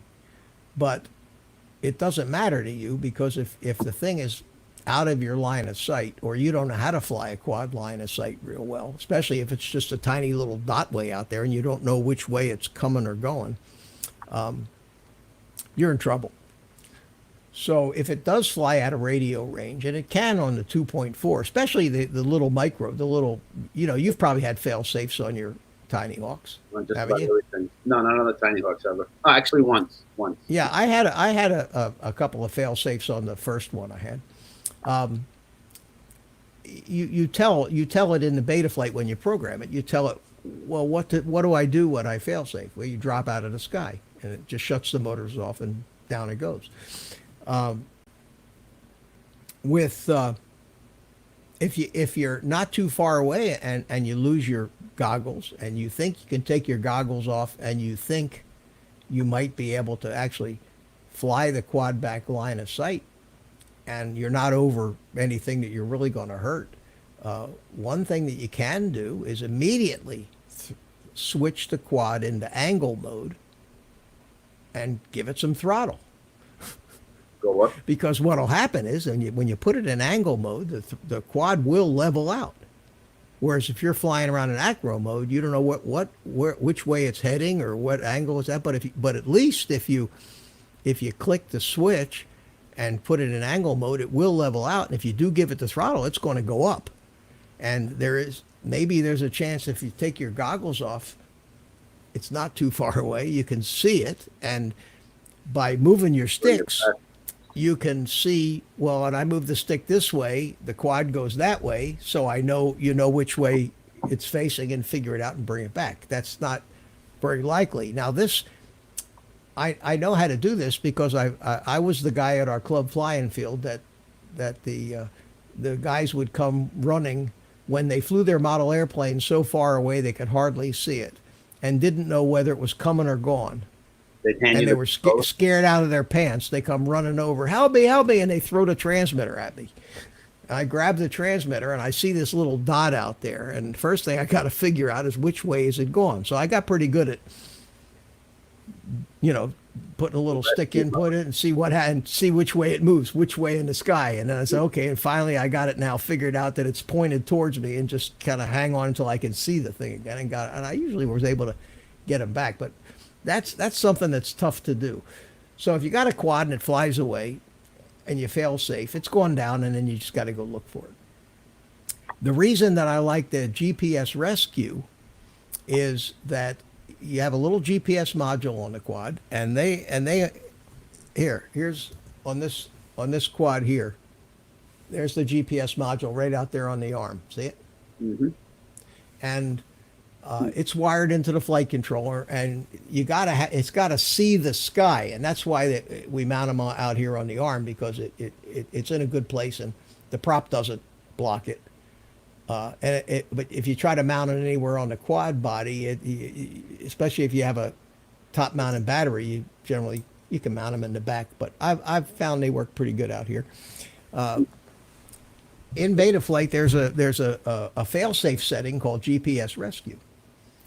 So you're telling the quad that when the radio signal disappears, instead of dropping out of the sky, you go into this GPS rescue mode, which is a program sequence similar to what the Mavic does, and it'll turn around, and you preset in beta flight 6 or 8 different parameters for this GPS rescue. And some of these parameters are initial altitude, because you got a GPS, and the GPS will give you altitude information, which may not be as accurate as a barometer, but it's not bad.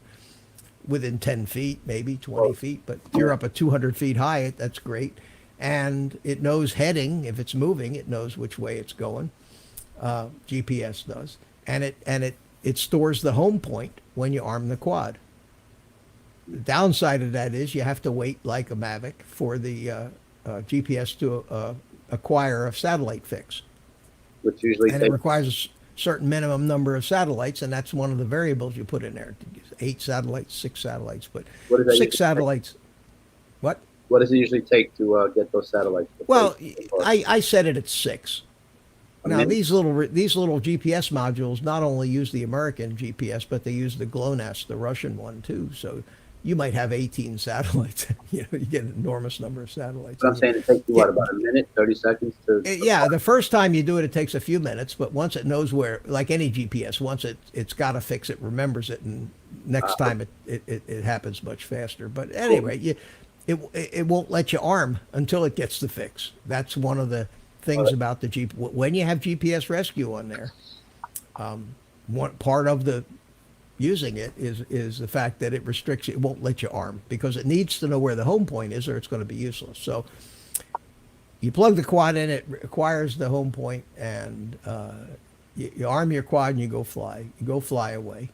And you also have a switch set to manually trigger this return to home. So it gets triggered, the GPS rescue, it gets triggered one of two different ways. Either you fail safe your radio, in which, just like a Mavic, if it flies out of range, it'll turn around and come home. Or you click a switch on your radio, just like a Mavic when you push the return to home button. In other words, it's no emergency. You're just telling it, come on home. Now, if you have iNav software on your quad, it'll actually, it has all the navigation stuff like the Mavic. It'll fly waypoints. It'll automatically land. It'll hold its position and hover and hold its altitude and do all that neat stuff. That's cool. The neat thing is you take it off and you turn that stuff off. Now you got a regular quad in acro mode. You fly it around just like you would, do all your loops and rolls and things, and you have that switch. Do you use flip over after crash or no? Do you set a switch for that? I don't crash a lot. So I haven't. I always set up a switch for it, and the reason I set up a switch for it is, if you get stuck in a tree or something like that, you better have it. There's two things you need to do: the small angle, what they call small angle, the arming angle, generally defaults to 25. You better set it to 180. That means you want to be able to arm the quad, whether it's upside down, right side up. And the flip over is great if you get stuck in a tree. If you've got a 7-inch quad with those big props, I can't see doing a whole lot of flipping over without really breaking some props. Yeah, no. Now on a whoop or a prop with ducts. Well, the reason I asked you different story. Where do you set that fifth switch on your radio? On my radio? For GPS. For GPS. That's my actual. Well, here's the switches. Here's the setup I use on my radio. This is my arming switch here. Right. This is my mode switch. Okay. Okay. On my iNav quads, this switch and my fixed wings, this switch is altitude hold, okay, and position hold or loiter. This switch over here is my oh shit switch. On my quads, this switch turns on the GPS rescue. That's the one. On my iNav quads, this switch turns on return to home and land. Okay. And this switch I use this switch I use for my flip over, turtle mode. Yeah. And the buzzer I put on this momentary switch back here. And these two switches I still have, I'm not using. And then I also on this radio have sliders on the side, knobs on the front, and a 6 position push button switch. So this has got a lot of switches on it. And I try to keep that same convention on all the different things. You don't want to use different switches for different things on different quads. Right. Because when you're flying with those goggles on, you got to get used to where the different switches are. Right. Now that's why they make some of them tall and some of them short, so you can feel it. But I know that this switch right here, this tall switch, right above my pitch switch, is my oh shit switch. So if I'm flying with a beta flight quad with the GPS rescue, and all of a sudden my video feed to my goggles goes out or something, okay, and I'm blind, and I'm in acro mode, and I'm coming out of a loop, all I gotta do is hit that switch. The quad will immediately, This does everything. You hit that switch, the quad will immediately go into angle mode and level itself out, and then it'll climb. That's It'll cool. climb to a predetermined altitude that you tell it. I usually have it about 200 feet. It will then turn towards the home point, and you tell it what angle to fly at also, and what the maximum speed. These are things you have to program into Have you tested it. Yeah, and Video. it starts Video. flying. It starts flying towards you. You should do a video. But it doesn't land, okay? It doesn't land. It'll fly towards you. When it gets 200 meters away from you, it starts descending. And it keeps flying towards you, towards the home point, and descending. And if there happens to be a tree between it and the home point, it's going to hit the tree. If you don't take control of that quad back sometime during the sequence of what it's doing and land it, it will fly itself right into the ground at a shallow angle at the where the home point was. That's rescue.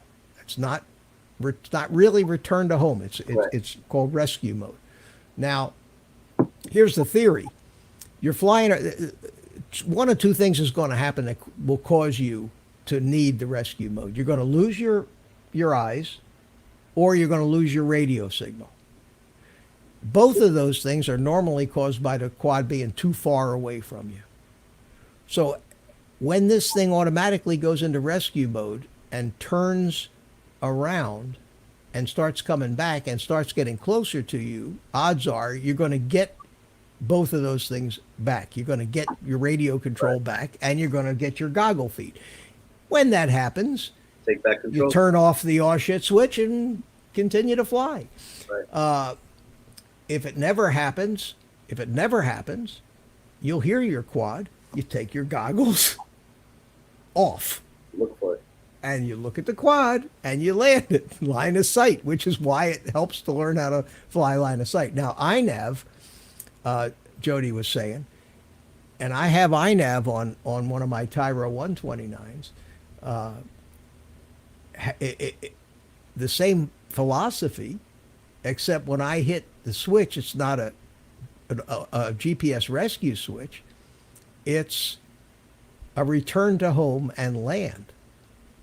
And it does just what a Mavic does. When you hit that switch, it levels out, it climbs to a certain altitude, it turns around, it flies home, it gets right over the top of the home point, it turns back around to the heading it was when it took off, and it starts to descend, and as it gets closer to the ground, the rate of descent slows, and that thing lands just as pretty as you please. In fact, it's a bottom-mounted battery, and when it does an auto land, it sits right on the battery. It doesn't even tip over. It's a thing of beauty. So it is. As far as I'm concerned, it's if you can get it on your quad, it's tremendous, because you have the safety of that of an auto land and the fun of a quad that you can rip the hell out of in acro mode with none of this stuff working. Actually, let's go back to that. All right, so then you hit the oh shit switch, and now you take control, but you have to make sure that that quad is in a good position, because now it's also still in acro. It's in whatever it's in the last. Doesn't matter. Doesn't matter what it's doing. When you hit that switch, it immediately goes into angle mode, levels out. No, I know, but then once you get out of that, that's what I mean. Once you get out of it, if you turn it off, you'll be, if your switch is still set to acro, for example, you'll be in acro, but the quad knows its level. It's not going to immediately flip back over again. No, you have to be aware that it's still in acro. Well, if you've got a goggle feed, it doesn't matter. You got sticks in your hand, and whatever it does, you're flying it. So, right. But somewhere here, and I got so many. Hold on a second here. I'd love to be able to, while we're talking about this, I'd love to be able to find this. Give me a second. Let's see here.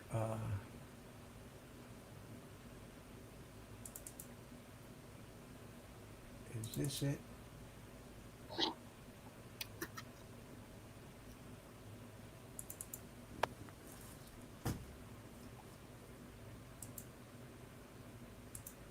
This T16 radio, does it do D8 mode? What's that? Does it do the D8 protocol? Yeah, does D8, D16, does everything. Yeah.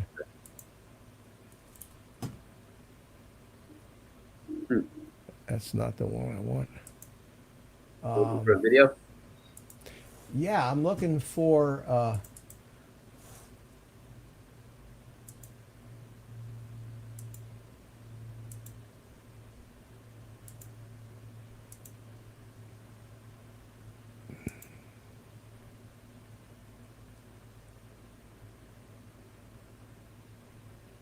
No, that's not the one. Give me a sec. Give me a second, because if I can find it, it's cool. Oh, wow. It's almost 10 o'clock already, Mitch. Yeah. Well. Oh, here. Hold on a second here. Oh, I'm not going anywhere. I'm just saying I didn't realize. Is this it?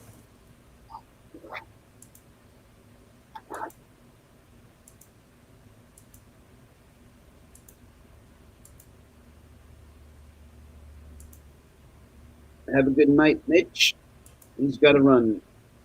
Metro Jones is out, and Matt Kiwi. Oh, thanks, Bill. So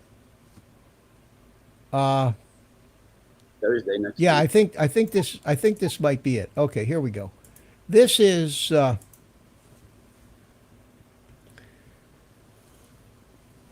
cut my head off there. Need to fix that. This is the Tyro 129. Okay.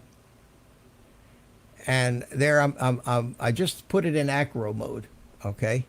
I think this was the first test flight that I flew, and it's not tuned all that well. It still vibrates, but I am flying this thing around in acro, and let me.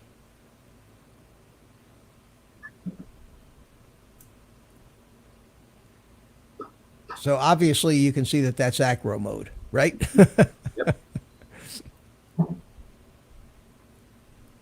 And this is the iNav quad.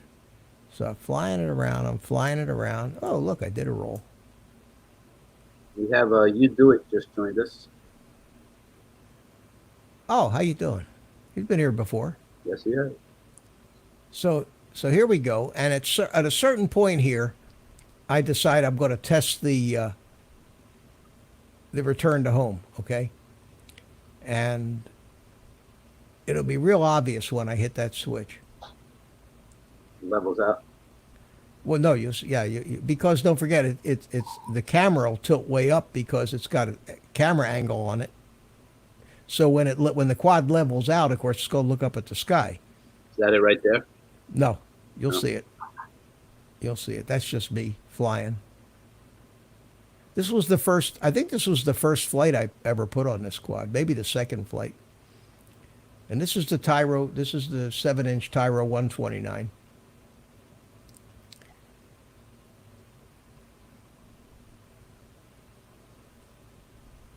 So at this point, you're flying around. It may as well be beta flight. You know what I mean? You don't notice the difference. It's just flying like a regular quad in acro mode. And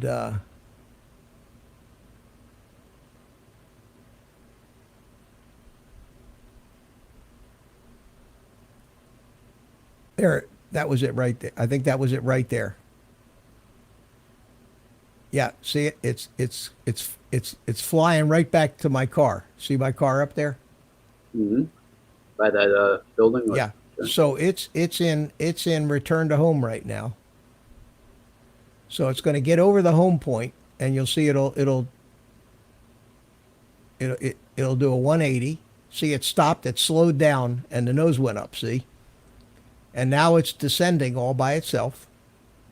I'm actually at this point I have I think I have a GoPro in my hand that I'm taking a picture of it landing.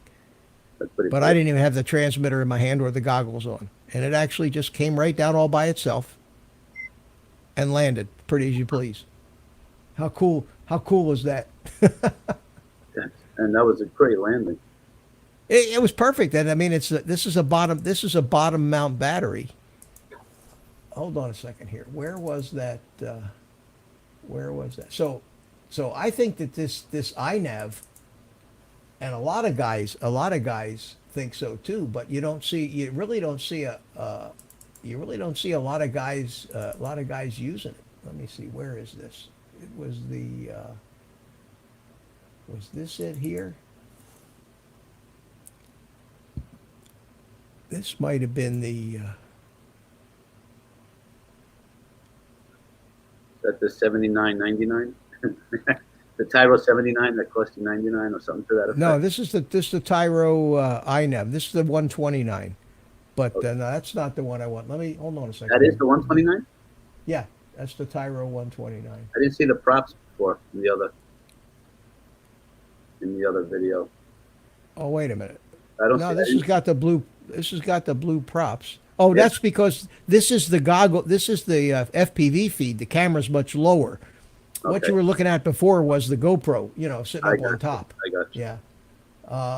But where is this it here? Wow, you put a lot of stuff on your. Yeah. Well, site. this is because this is iNav. So what you have now is, you see it says hold. See where it says hold? That's in altitude hold. Okay. And it says auto throttle. See up there on the left up there? Mm-hmm. It says auto throttle because it's doing like it's hovering by itself and holding position and holding altitude. Wow. I hit the return to home, and now it says en route to home. See it? Oh yeah. Right So in it the got to the home point. Now it's turned around, landing. and now it's descending. Yeah, and you can see over on the right. See the altitude, 140, 130, 120. See it over on the right? Yeah. I got 16 satellites there. It's got auto throttle, and That's something. it just goes right on down, and 31 feet. See how the rate of descent is even slowing? 21, 20, 19, 18, 17. And this is all hands off, and it just plants itself. Watch. Boom. There it is. Can't beat it. Unbelievable. Information. Unbelievable. And I think somewhere here, if I could find it, is this it here? Yeah, here we go. Here, that's what I wanted to show you right here. Okay, here it comes. You're showing us. There it is. Gotcha. Yeah, it's doing it. It's doing it all by itself here. I don't even have the radio in my hand.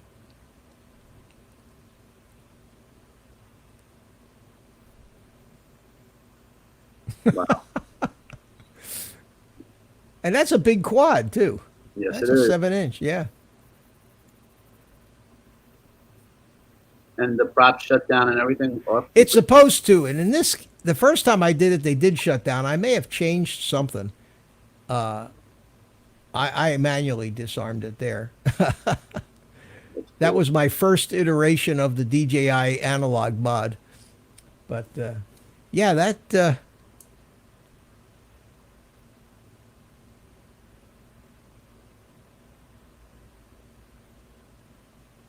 yeah, that was the flight that you just saw. And there it goes. I took it off. This was the first flight on that quad, I think. And I took it off line of sight first. Okay, to test it. And then I put it in right there. I put it in, I clicked the switch for position and altitude hold. So the quad is, I don't know if you can see it, but it's just sitting out there in one place, like a Mavic, just sitting still. So I said, okay, now I'll put the goggles on. And so I put the goggles on. And you'll see right there, I turn the altitude hold off, and then I'll throw it into acro mode and go fly away. There we go. Oh, there you go. That's Up I went. Yep. straight up. Yep. Get some altitude. But that's why I like iNav. And I'm hoping that we can, we can go to crash mode. It says. I'm hoping that we can spend some time on that iNav because it's really cool. And basically, Arizona Drone says, can you install iNav on any quad? Yes, yep, you can. They have targets for just about every flight controller. Here's the caveat: you need a barometer, and you need a magnetometer and a GPS. So most flight controllers, the cheaper ones, don't have magnetometers. The Kakute F7, which is $100+ stack, does have a magnetometer. And interestingly enough, on this cheap ass Tyro 129, the flight controller on that thing, which is a $20 replacement part from Banggood, not only does it have a magnetometer, but it's also got an SD card slot for black box logs, which most flight controllers don't have either. So here is this cheap flight controller, and I couldn't believe it. I put it in beta flight, and the magnetometer showed up. I mean, the barometer showed up. I said, wow. And you need a barometer in iNav for precise altitude measuring. GPS will give you altitude measuring, but not precise enough for iNav. The second thing you need in a iNav quad that you don't need in an iNav airplane is a compass. In an iNav airplane, you don't need a magnetometer, and they recommend that you don't put one in and just rely on the GPS reading of your heading. And in an airplane, you're always moving. You're always going somewhere, so the GPS is always putting out a heading. When a quad is hovering, the GPS doesn't, there is no heading. The GPS doesn't know which way it's pointed. In order for GPS to know which way it's going, it has to have motion to compare. So in a quad, you need to know which way, iNav needs to know which way the quad is pointed. So it needs a compass. And the module, hold on.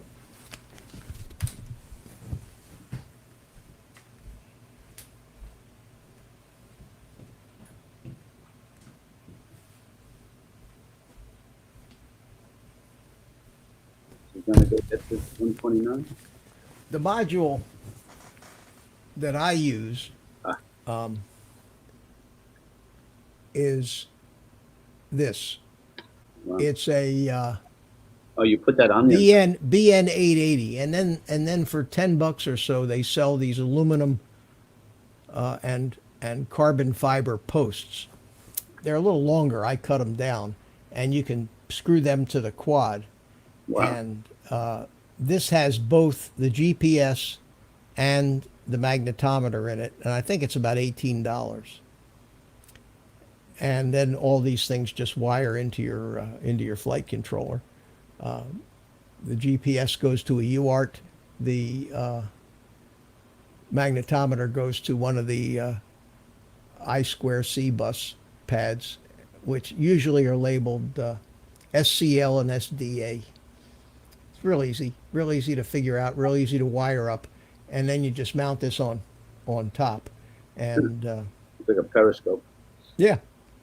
And the reason you want it up high, and you've seen this on a lot of these big mapping quads, they have the GPS always sitting up on a post, is that's for the magnetometer.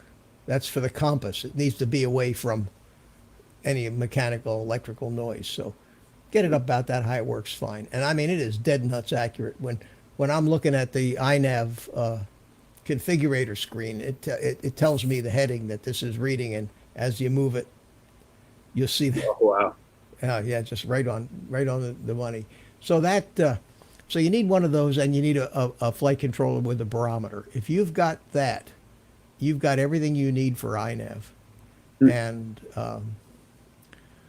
it's just really neat. And from here on out, any new custom quads that I'm going to build, and I really don't know if I need to be building any new ones right now. I've got more than I know what to do with. But I want to build iNav quads. I love it. I love the security of knowing that if it fail safes like a Mavic, it's gonna come and land at my feet, and yet I can fly it like a, rip it around like an acro quad. And I have no desire to do waypoint flying or any of that other stuff. It's purely for me a way. Two things I like about INAV. The fact that I have altitude and position hold at the flick of a switch, which is really nice. You're flying around up there and some bee lands on your ear, or crawls up, or ants start crawling all over your feet, right? So click the switch and deal with the problem. or you lose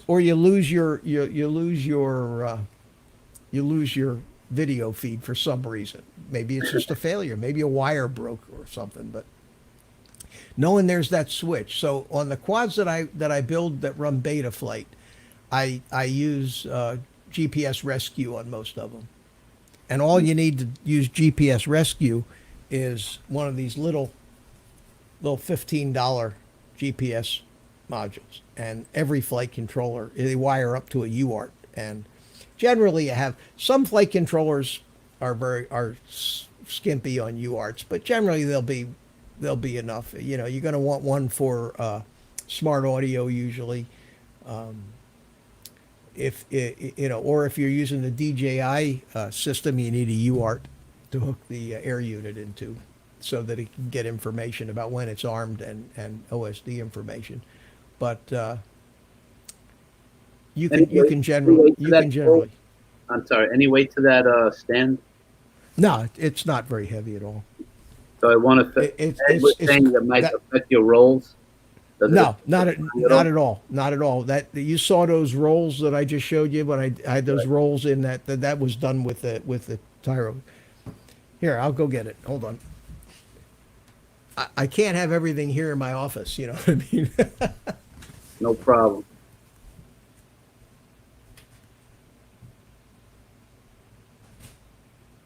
Got Mitch working tonight. Let me see. I count 9, 10, 11, 12. A dozen quads. I'm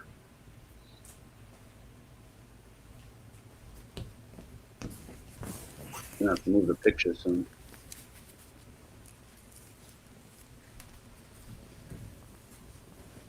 Here it is.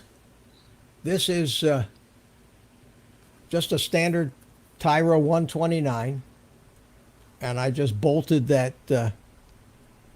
Maybe you see it better on this That's other. a TBS antenna, right? No, it's a R9. Free Sky R9. Yeah, it's a T antenna. It looks the same. Like a Team Black Sheep antenna. Yeah, it looks like a TBS antenna, but it's an R9 antenna. Cool. What are we looking at? A phone? I think my camera. No, my camera has locked up. So something happened to it. It does that occasionally. It's got a capture card on it, so I can't use that. I think I told them Drone Days. What's that? No, Drone Days won a prize on Nick Burns' channel, and he's mentioned it to Ed. Oh yeah, Rick. This That's is so cool. This is 7-inch, and it's the Tyro. Why can't I It's hear the you? Tyro. Now The Tyro 129. It's $129 for this, and then I added a $20 GPS compass to it, and I think a $10 mount, and I think that's about it. And They still sell them? oh yeah. There's I might have to somewhere get a Coronavirus 129 and play with it. Yeah, there you go. But this thing actually comes with the GoPro mount. It comes with one of those small GPSs. So when you replace the small, it even comes with what you need for GPS rescue. Even if you're going to be flying beta flight, this quad will have everything you need in it for GPS rescue. It's got an 800 milliwatt VTX. It's got a CADX camera. It's got a good camera, good video. It's an incredible thing. I mean, the motors aren't the greatest, but they work. They're cheap motors, but they work fine. Yeah. They work fine. And for the money, for 120, it didn't cost. I mean, think about it. This Yeah, is right. $110. It's $110. This is $130. You know, it's a lot of quad here. And this thing, I use 2200 milliamp 4 cells with this. Oh wow. You could put a 3000 milliamp 4 cell on this, and you'd never know the difference. This thing with these big props, it's full, yeah. And unless you know, and these are not designed to be ripping around like No. through bandos. These are for Cruisers. supposedly cruising, you know, long range cruising. Yep. And it's I did I think it was a 6-hour live stream build of this I think I was quad. there for you. Yeah, I think you were there on that one, but that's on my channel. The build of this. It's got a lot of views. It's got 800 something views, I think now. Really? But Wow. yeah, That's yeah, cool. it was a popular video. But this is a great quad, and I don't always fly it, but I always take it with me for some reason. That wants to know what the VTX. What's VTX? It's an Eachine no, what? 800 milliwatt VTX. Oh, I'm sorry. What VTX? Made by Eachine, and I don't know the model number, but I can tell you what, it's a very good VTX. I bought a couple of them and put them in other quads. They're very inexpensive. I think I paid 12 or 13 bucks for them, and all the reviews of them are solid. They work great. They have smart audio. And here's another thing.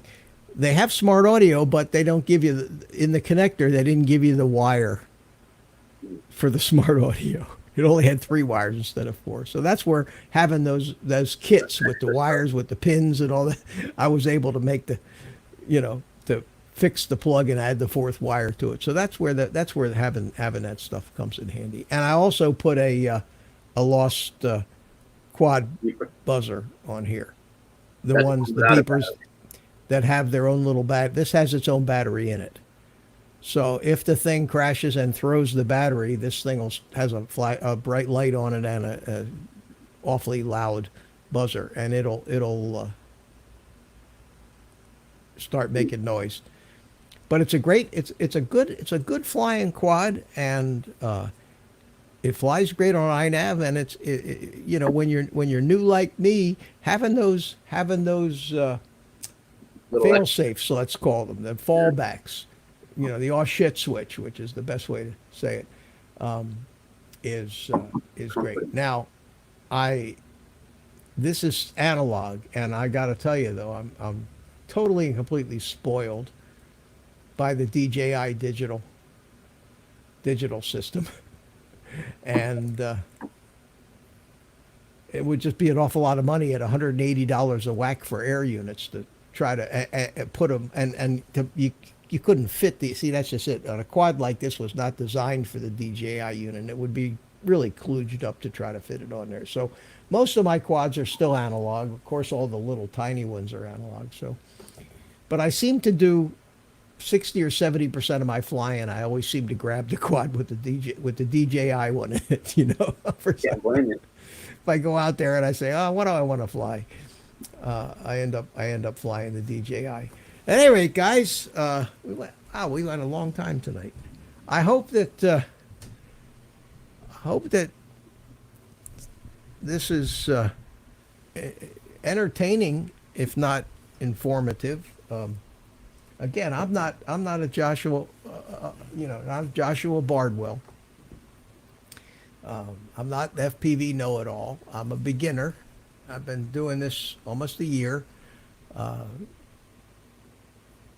I asked myself before I started doing this, am I really qualified to give advice? But I think what I do know, I know, and what I don't know, I'll tell you I don't know.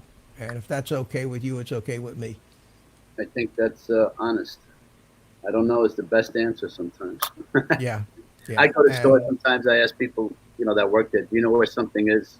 And I say, and if you don't know, that's okay too. Don't send me to where you think it is. I don't want to go, hunting. Ed's got a Vi-Fly beacon. This is that JHB one. I have one of the Vi-Flies too. They're great. I've got two different kinds of those. One of them, Ed, it plugs in. The other's the standalone deal. I don't know if I'm all that crazy about the standalone deal. Ed says, well, I have 10 likes, 14 watching. I have to say you have entertained some Yeah, of us. 19 Yeah. You know, I got a couple of haters too. Do you? I don't know. Yeah, people thumbs down. I mean, if you don't like me, go away. What is this? You know, I don't They're like making you a either. statement. You know, I'll make you a deal. I won't come to your channel and tell you I don't like you. Stay away from my channel. You know, what is with people that feel they need to do that? And I mean, what some of the guys say is that it's engagement. Doesn't matter if it's up or down. It shows YouTube you have engagement, which is all that matters. So, I guess. but I wonder. One of them, I actually had a couple of thumbs down before I even started the stream. Is They that were there. Yeah, somebody thumbs it. So Wow. I guess I've probably pissed off a few people. Maybe the few times I've talked politics on this stream a little bit may have pissed somebody off, or maybe they just don't like you, Ed. I mean, not Ed. It could be me, right? Carlos, maybe they don't like you, Carlos. Maybe. That could be it. You know. I'm joking. I'm joking. I'm just joking. I don't. And if they don't like you, they can go away too. You know. Thank you. I appreciate Yeah. that actually, Mitch. For everything that for all that we're getting paid to do this. Chris, you still here? Or you just come back? Chris Hope is still here. Ariel is here. Oh, Gary's here. Yeah. The more you know, the less you think you know. Those think know everything, don't know much. Thanks, Gary. An old saying that I heard a long time ago was it's what you think after you, it's what you learn after you think you know it all that does you the most good. And that. Hey, So, wait a these- minute. I so think anybody that thinks they know it all has got a lot to learn. Ed is calling you crotchety, I think. What's going on? Crotchety. He I said hope so. Old crotchety guys. That's right. I mean, people. you've seen my logo, haven't you? I mean, that was on Walter. purpose. Have you seen the header on my YouTube channel? Mr. Walter. Have you ever read what it says? Have you? I don't think so. Then maybe I missed it. Okay. It says, Oh, up on the top. adventures and tips and tricks, but mostly just annoying. I have not. I like that. So I mean, I make no bones about that. I've said it from the first day. I'm surprised nobody has ever commented on that. I And never seen that. Nobody has ever commented on that, because that was the whole purpose of this thing, was to play off of that grumpy old man persona, you know. And when I'm doing things that I enjoy like this, everybody says you're such a happy guy, and I am. This kind of stuff it's great. It's good for my health. It makes me happy. But you wouldn't recognize me when I'm watching the crap I watch with the news on TV. I mean, Do you talk to it? I'm a whole different guy. You know. Do you ever talk to it or yell at Talk to it, yell at it. it? I do. My wife goes, "What?" I scream, get the F off my TV, and bam, with the remote, shut it off. You know. And yeah, but the sad thing is, I mean it. I'm with you. I and talk then to it all the time. Then I say, you hear that, Amazon? Are you listening? Oh yeah. People watch Yeah. it, they get nuts, right? Yeah, but no. But this is why I do this stuff, because It's fun. it's something I can control in my You know, I life. just watched a video on a man. He's 109 years old. I believe he lives in Texas. He smokes.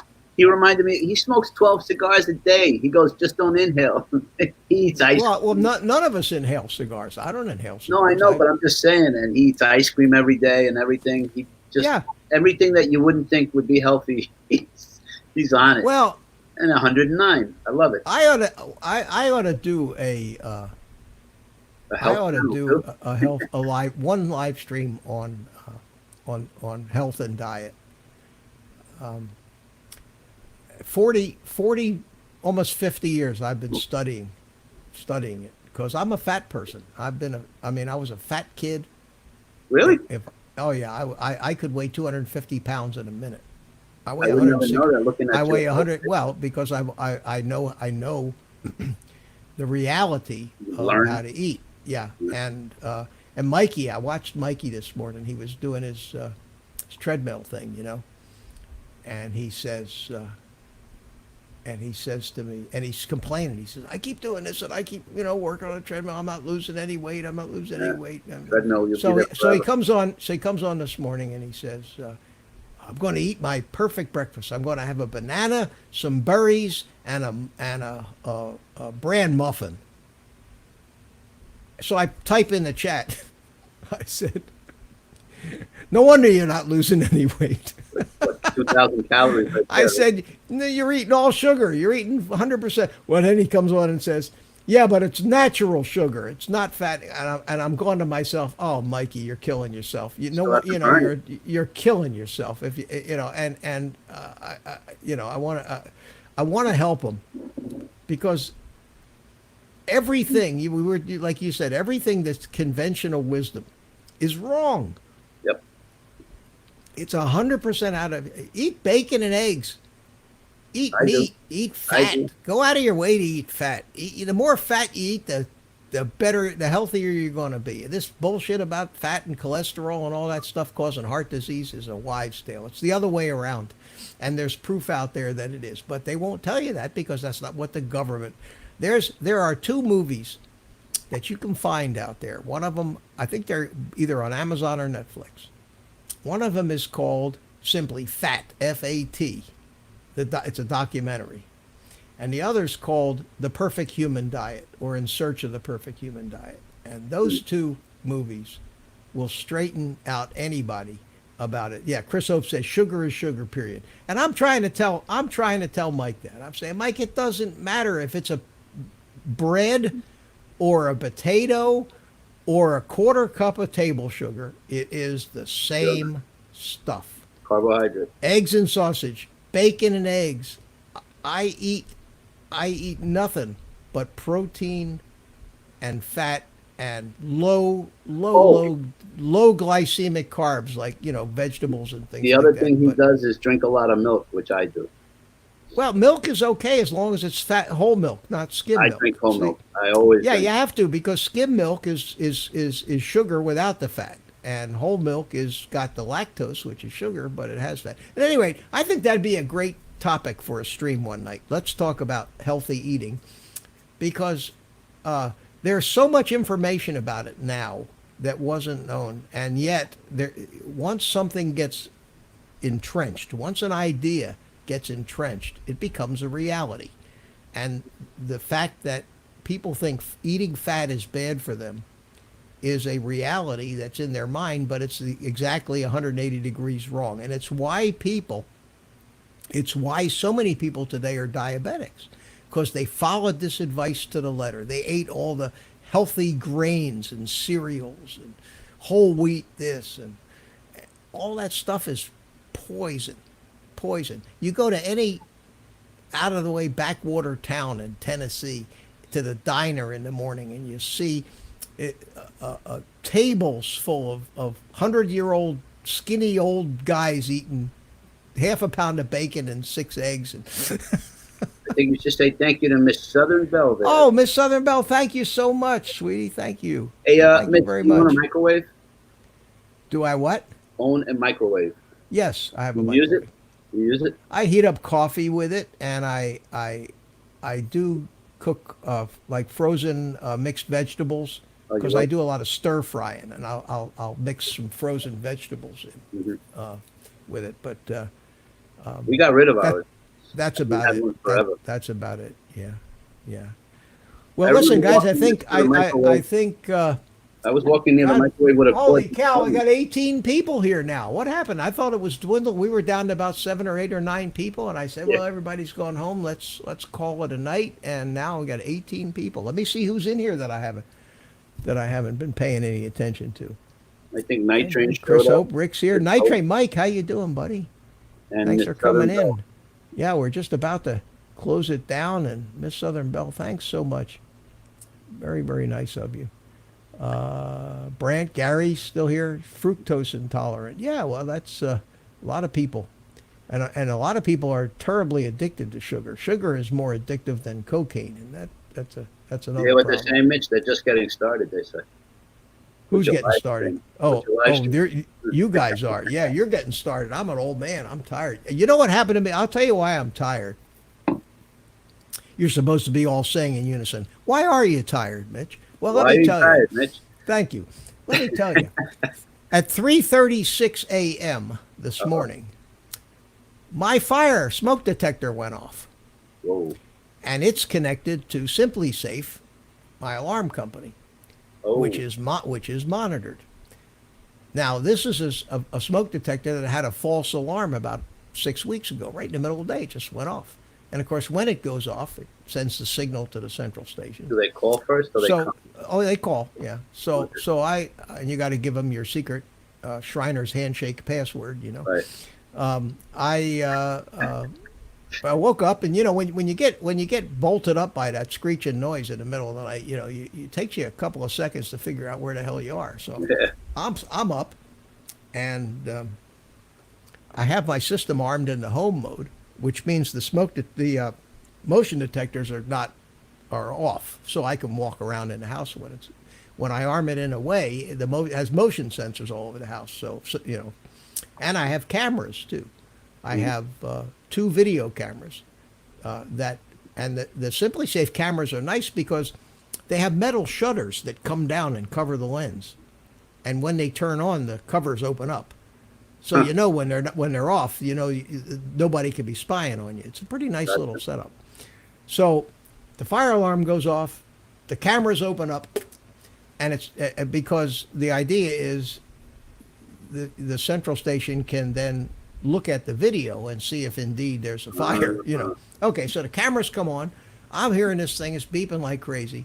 The light cameras are blinking away. I've got 2 of them, and I said, "What the hell?" So then the fire alarm, the smoke detector stops beeping, and my phone rings. So the guy calls me in the middle of the guy calls and he says, Are you burning? "Yeah, you all right? Yeah. Do you need us to?" First thing he says, "Do you need us to send assistance?" Which is a good first question to ask. You know, think about it. Yeah. No, I don't think so. I think false alarm. Are you sure? He says. I said, "Yeah, I think it was a false alarm." He said, "Okay, I'm showing 6 fire alarms, Wow. 4 motion alarms." Everything's beeping away. I'm going to myself, what the hell happened? Did my alarm system get hacked or something? So I go over to the keypad and I disarm it, and it disarms, and the thing stopped beeping by itself for some reason, the smoke detector. And I have like 12 texts on my phone because every time anything happens, this thing sends you a text. Your alarm system, your fire alarm went off. Your motion says it. So I went in, and I'm trying to figure out what the hell happened. Well, what happened was basically it was all started with the false alarm, fire alarm. And then as I walked out of my bedroom and the camera and the motion sensor picked me up, it set off 2 more alarms. Then when I went in the other room, the other motion sensor picked me up. How did that work then? You can't walk around when you set it? No, but once that fire alarm went off, all the sensors became active. Yeah, I gotcha. It just, I guess they do that. There's a reason, I guess they do that, to make sure they know what happens after the alarm goes off. So everything was turned on. I disarmed everything. I was on the phone with the guy.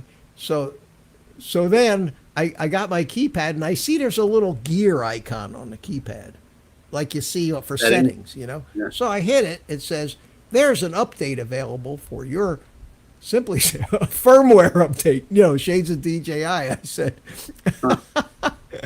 I said to the guy, I said, "It says it's a firmware update." He said, "Well, do it." I said, "Okay." So I started doing it. Now, this is like a 10-minute deal. He says, "Don't worry, I'll hang in here with you." Anyway, the long story short, well, it's too late for that, but we were on the phone for a half an hour.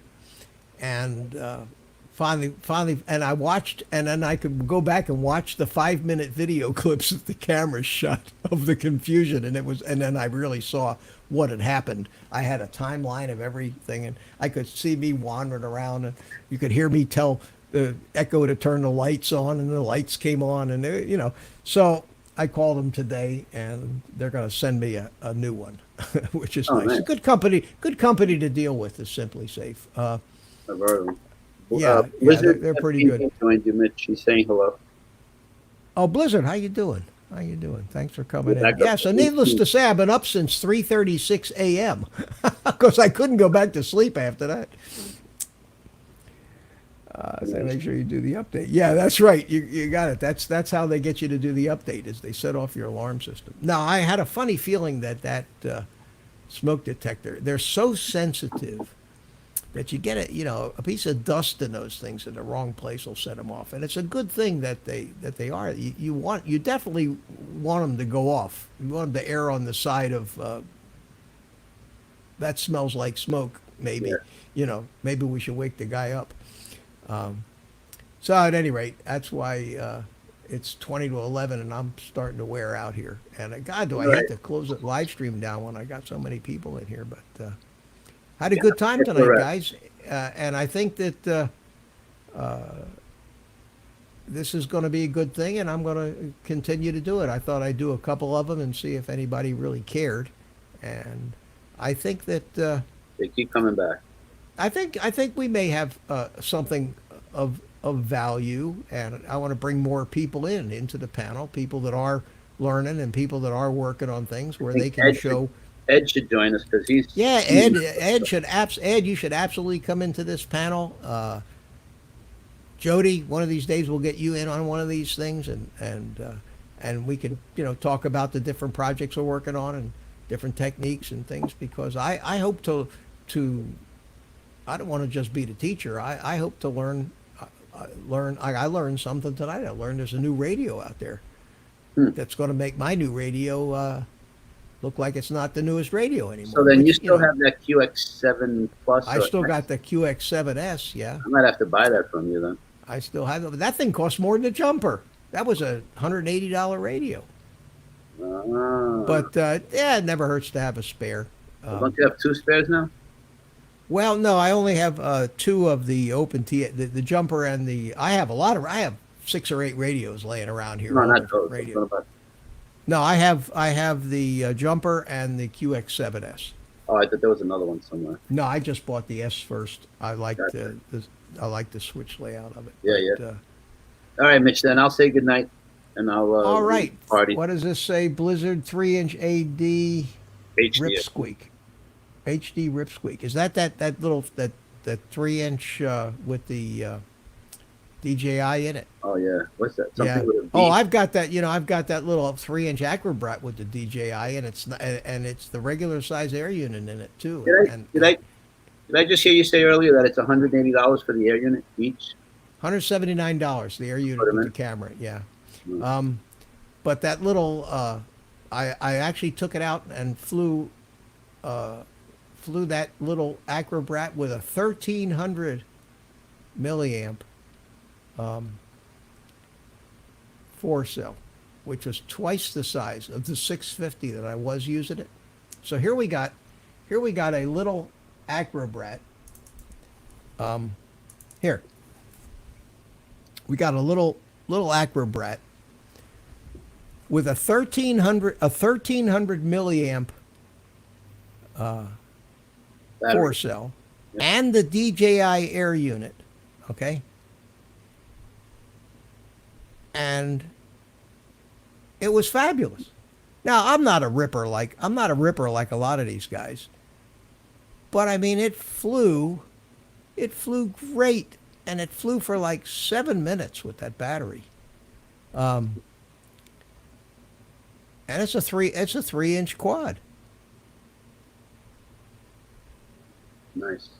So I love it. And and I'll tell you, the 3-inch quads are definitely smoother than the 7-inch quads. You don't have the vibration, the video that comes out of them And I think that's why I think that's why all these new Cinewhoops that they're all making are all based on Yeah. 3-inch quads, because I think they're inherently smoother. But does that look like a quad that's overweight? I mean, it floats like crazy. Yeah. It's and then me, you know, I say, you know, I'm going to go up and I'm just going to flip and flop and roll and dive, and then I just end up flying around because I just like to just fly around, you know, cruise. I like to cruise. Cruising is good.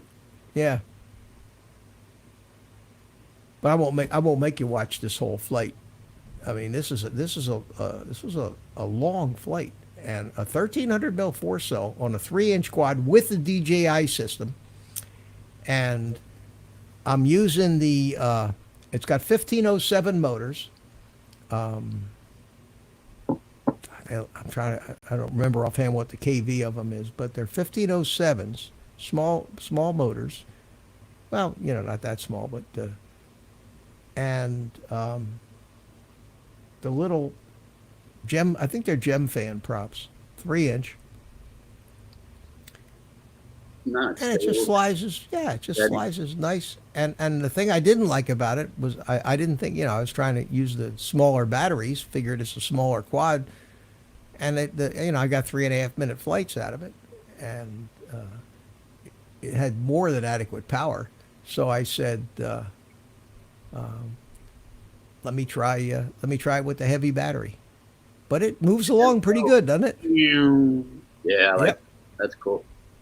That's the kind of stuff I like to do. Hey, you know what? I'm proud of myself. I don't care what anybody says. For an old fart like me, blasting around with FPV Come on, you're an drones. old fart that eats bad food and lives forever. You're doing That's good. it. That's it. Yeah. I want to be like you, then. Maybe a little more hair. I'm catching And up. Blizzard says he's got the run cam split on mine with the 1404 Zing motors. Oh, I love those. I love those Zing motors. Most of the quads I have that I've built, I've got the Zing motors on. Some of them, a couple of them, I use the Zing E's, but a couple of them have the more expensive ones. This has got Titanium rod. This has 7-inch from Brent Nunley sent me, and he had this has the Zing motors on it too. They're just smooth, and they're pretty. I have one that's got like 4 different colors of anodizing on it. It's really gorgeous. But I just we're talking about this little 3-inch quad, and it is heavier. It is heavier than 250 grams, unfortunately. But you know, it may be that if all this FAA crap really does happen, and in 3 years we may all be flying 2-inch quads. But you know what? They're just when you're flying them, you don't realize it. I mean, this thing is as smooth and controllable as a bigger quad. Does everything the bigger quad does. Cool. I mean, it just started raining like hell here. Wow. Grass. Yeah. This is the rain that rained out Daytona. Daytona's about 80 miles north of me, and I think I could drive to you in about 18 hours, Mitch. You drive down here, yeah. Daytona is They had the race. They had the race today. You see those clouds in that formation? When I see that, I try to fly towards it. The sun and the clouds in the sky. I love that. Tell me this park isn't like the most best. Amazing place to fly, and there's in the mornings there's guys that go out there with model airplanes, and that's why I started with the flying wings and some of the small back to some of the airplanes, but they all head out of there by 9:30, 10 o'clock. They're usually gone. If I go out there at 10 o'clock, and this place where I'm flying, this soccer field with the baseball, is about 1/4 of the actual size of the whole park. Wow. The whole park is huge. And, Ed, above and beyond, Jim Boyd, Mm-hmm. he lives 5 minutes from this park. Why isn't he there? And you know, he doesn't, he flies, Oh, that's he's right. he's a commercial Matrice, you know, DJI mapping kind of guy, and he doesn't fly FPV. We met up once and flew a little bit, but we've never gotten together again. I keep asking him, and just never seems to happen. Ray Kelly and I are going to get together. He lives about an hour south of me. And Art's going to be here in March, the middle of March, March 15th or 16th. How long is he staying? He's staying for about 6 days. So what I'm going to try to do is see if we can. Now, here's where the battery just died. I tried to get back and it just died. I mean, I couldn't fly it. It wouldn't fly anymore. But that was a long ass flight, you know. That was a good flight.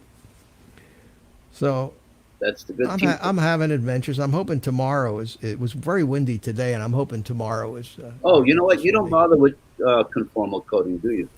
No, because I don't. Because I mean, now that it rained, you're going to go out tomorrow. It's going to be dry enough. You don't have to worry. Well, I don't worry. I really don't worry about it because if the ground, I try to wait till it dries out a little bit. If it's even a little bit wet, what I'll do is take off on a landing pad, and when I land, I'll be a little more careful. You know, in other words, I won't let it flip over. But the flight controller is going to be high enough up. I've never had a problem with that. I do have some conformal coating, but I'm afraid if I start painting all that crap on there, I'll make more of a mess of it than without it. So Right. I bought some. I just haven't used it yet. We'll give it a try. Maybe one day. I keep bugging him to try FPVs. Jim, yeah. It would be Ed. It would be great if Jim could get into this. And I'll tell you what, Ed. Love to have you come down here and fly with us one day when Art's here. It'd be a lot of fun. A couple hours. Yeah. Nice drive. Yeah. All right, guys. Thank you for having me and allowing me to bother you. No, you're fine. You're my trusty sidekick. I appreciate it, Carlos. I figured I'd give the first guy Art a little bit. Plus, I had dinner. Then I come in after. Yeah, no problem. I hope we get. You know, I see a lot of these guys have live streams, and you know, they're waiting in line to get into them. You know, you got Rodney Bell and those guys, and this particular stream. I usually get more people in on Thursday night because we're usually just talking about general drone stuff. Right. I really want this thing to become a workshop type environment. I mean, I don't want to do another stream like Thursday where we're talking about the FAA and all that other crap. I want this to be about the drones, about the flight controllers, and about the software and building and flying and sharing some different experiences and sharing some videos of stuff that we did, and new crap that we figured out. So good. We'll just keep doing it. I have family down there, so all more reason. Yeah, that'd be great. Well, we'll keep in touch, Ed. And like I say, Art's coming in March, I think the 15th or 16th. So yeah, we'll all get together. We can run out there to that park and fly. It's a great place to fly. And Art wants to fish, so That seems like a really great place to fly. So much room. Yeah, it really is tremendous. It's wide open too. Wow. So with that, guys. All right, Mitch and everybody in the chat. Good night. I'll catch you Thursday. All right. See you Thursday. I'll see you in the chat. Night. I'll see you in the chat rooms in the meantime. Yes, sir. Okay. And wow, got a house full here, people. But so we got Ed, Rick, Halber, if you're still here. Carlos, thanks for coming in and helping out. Ed, Drone Days, thanks for coming in. Mike, thank you for coming in. Night Train, and who else we got? Blizzard, thank you. Appreciate it. I hope this was fun and something a little different. Love my drones. Same guys. Chris Hope, you still? Oh, Chris will come and film. Yeah, come on down, buddy. Love to have you. Blizzard, Night Train, Chris Hope. See you guys. Brant, Gary, see you Thursday, man. Thanks for coming in tonight. Everybody, take the rest of the day off. I gotta do my thing here. Hold on a minute. I gotta get my music going. Is this it, or is this Art's music? That's Art's music. There we go. All right. Get my music going, and thank everybody for coming in. I appreciate it. Went almost 3 hours tonight, so I guess and it flew right by. So I guess it wasn't boring. We didn't wonder what to talk about. Blizzard, peace, and FAA. Did you see Ken Herron's shirt? Have you all seen Ken Herron's T-shirt where he has? He says they're going to be flying at FAA HQ, FAA headquarters, and what he had was on the shirt. It said that, and he's selling them, I think. Who is Ken Herron? Yeah, thanks. Oh, you're the guy who doesn't know who Ken Herron is, huh? We will see you the next time. I'll catch you in the chat rooms and on Thursday night on my show here at 6 p.m. Till then, take the rest of the night off. It's too late to play with your drone, so have a drink and then go to bed. And I will see you all next time. In the meantime, say goodbye to Spank, and Spank, say goodnight to everybody.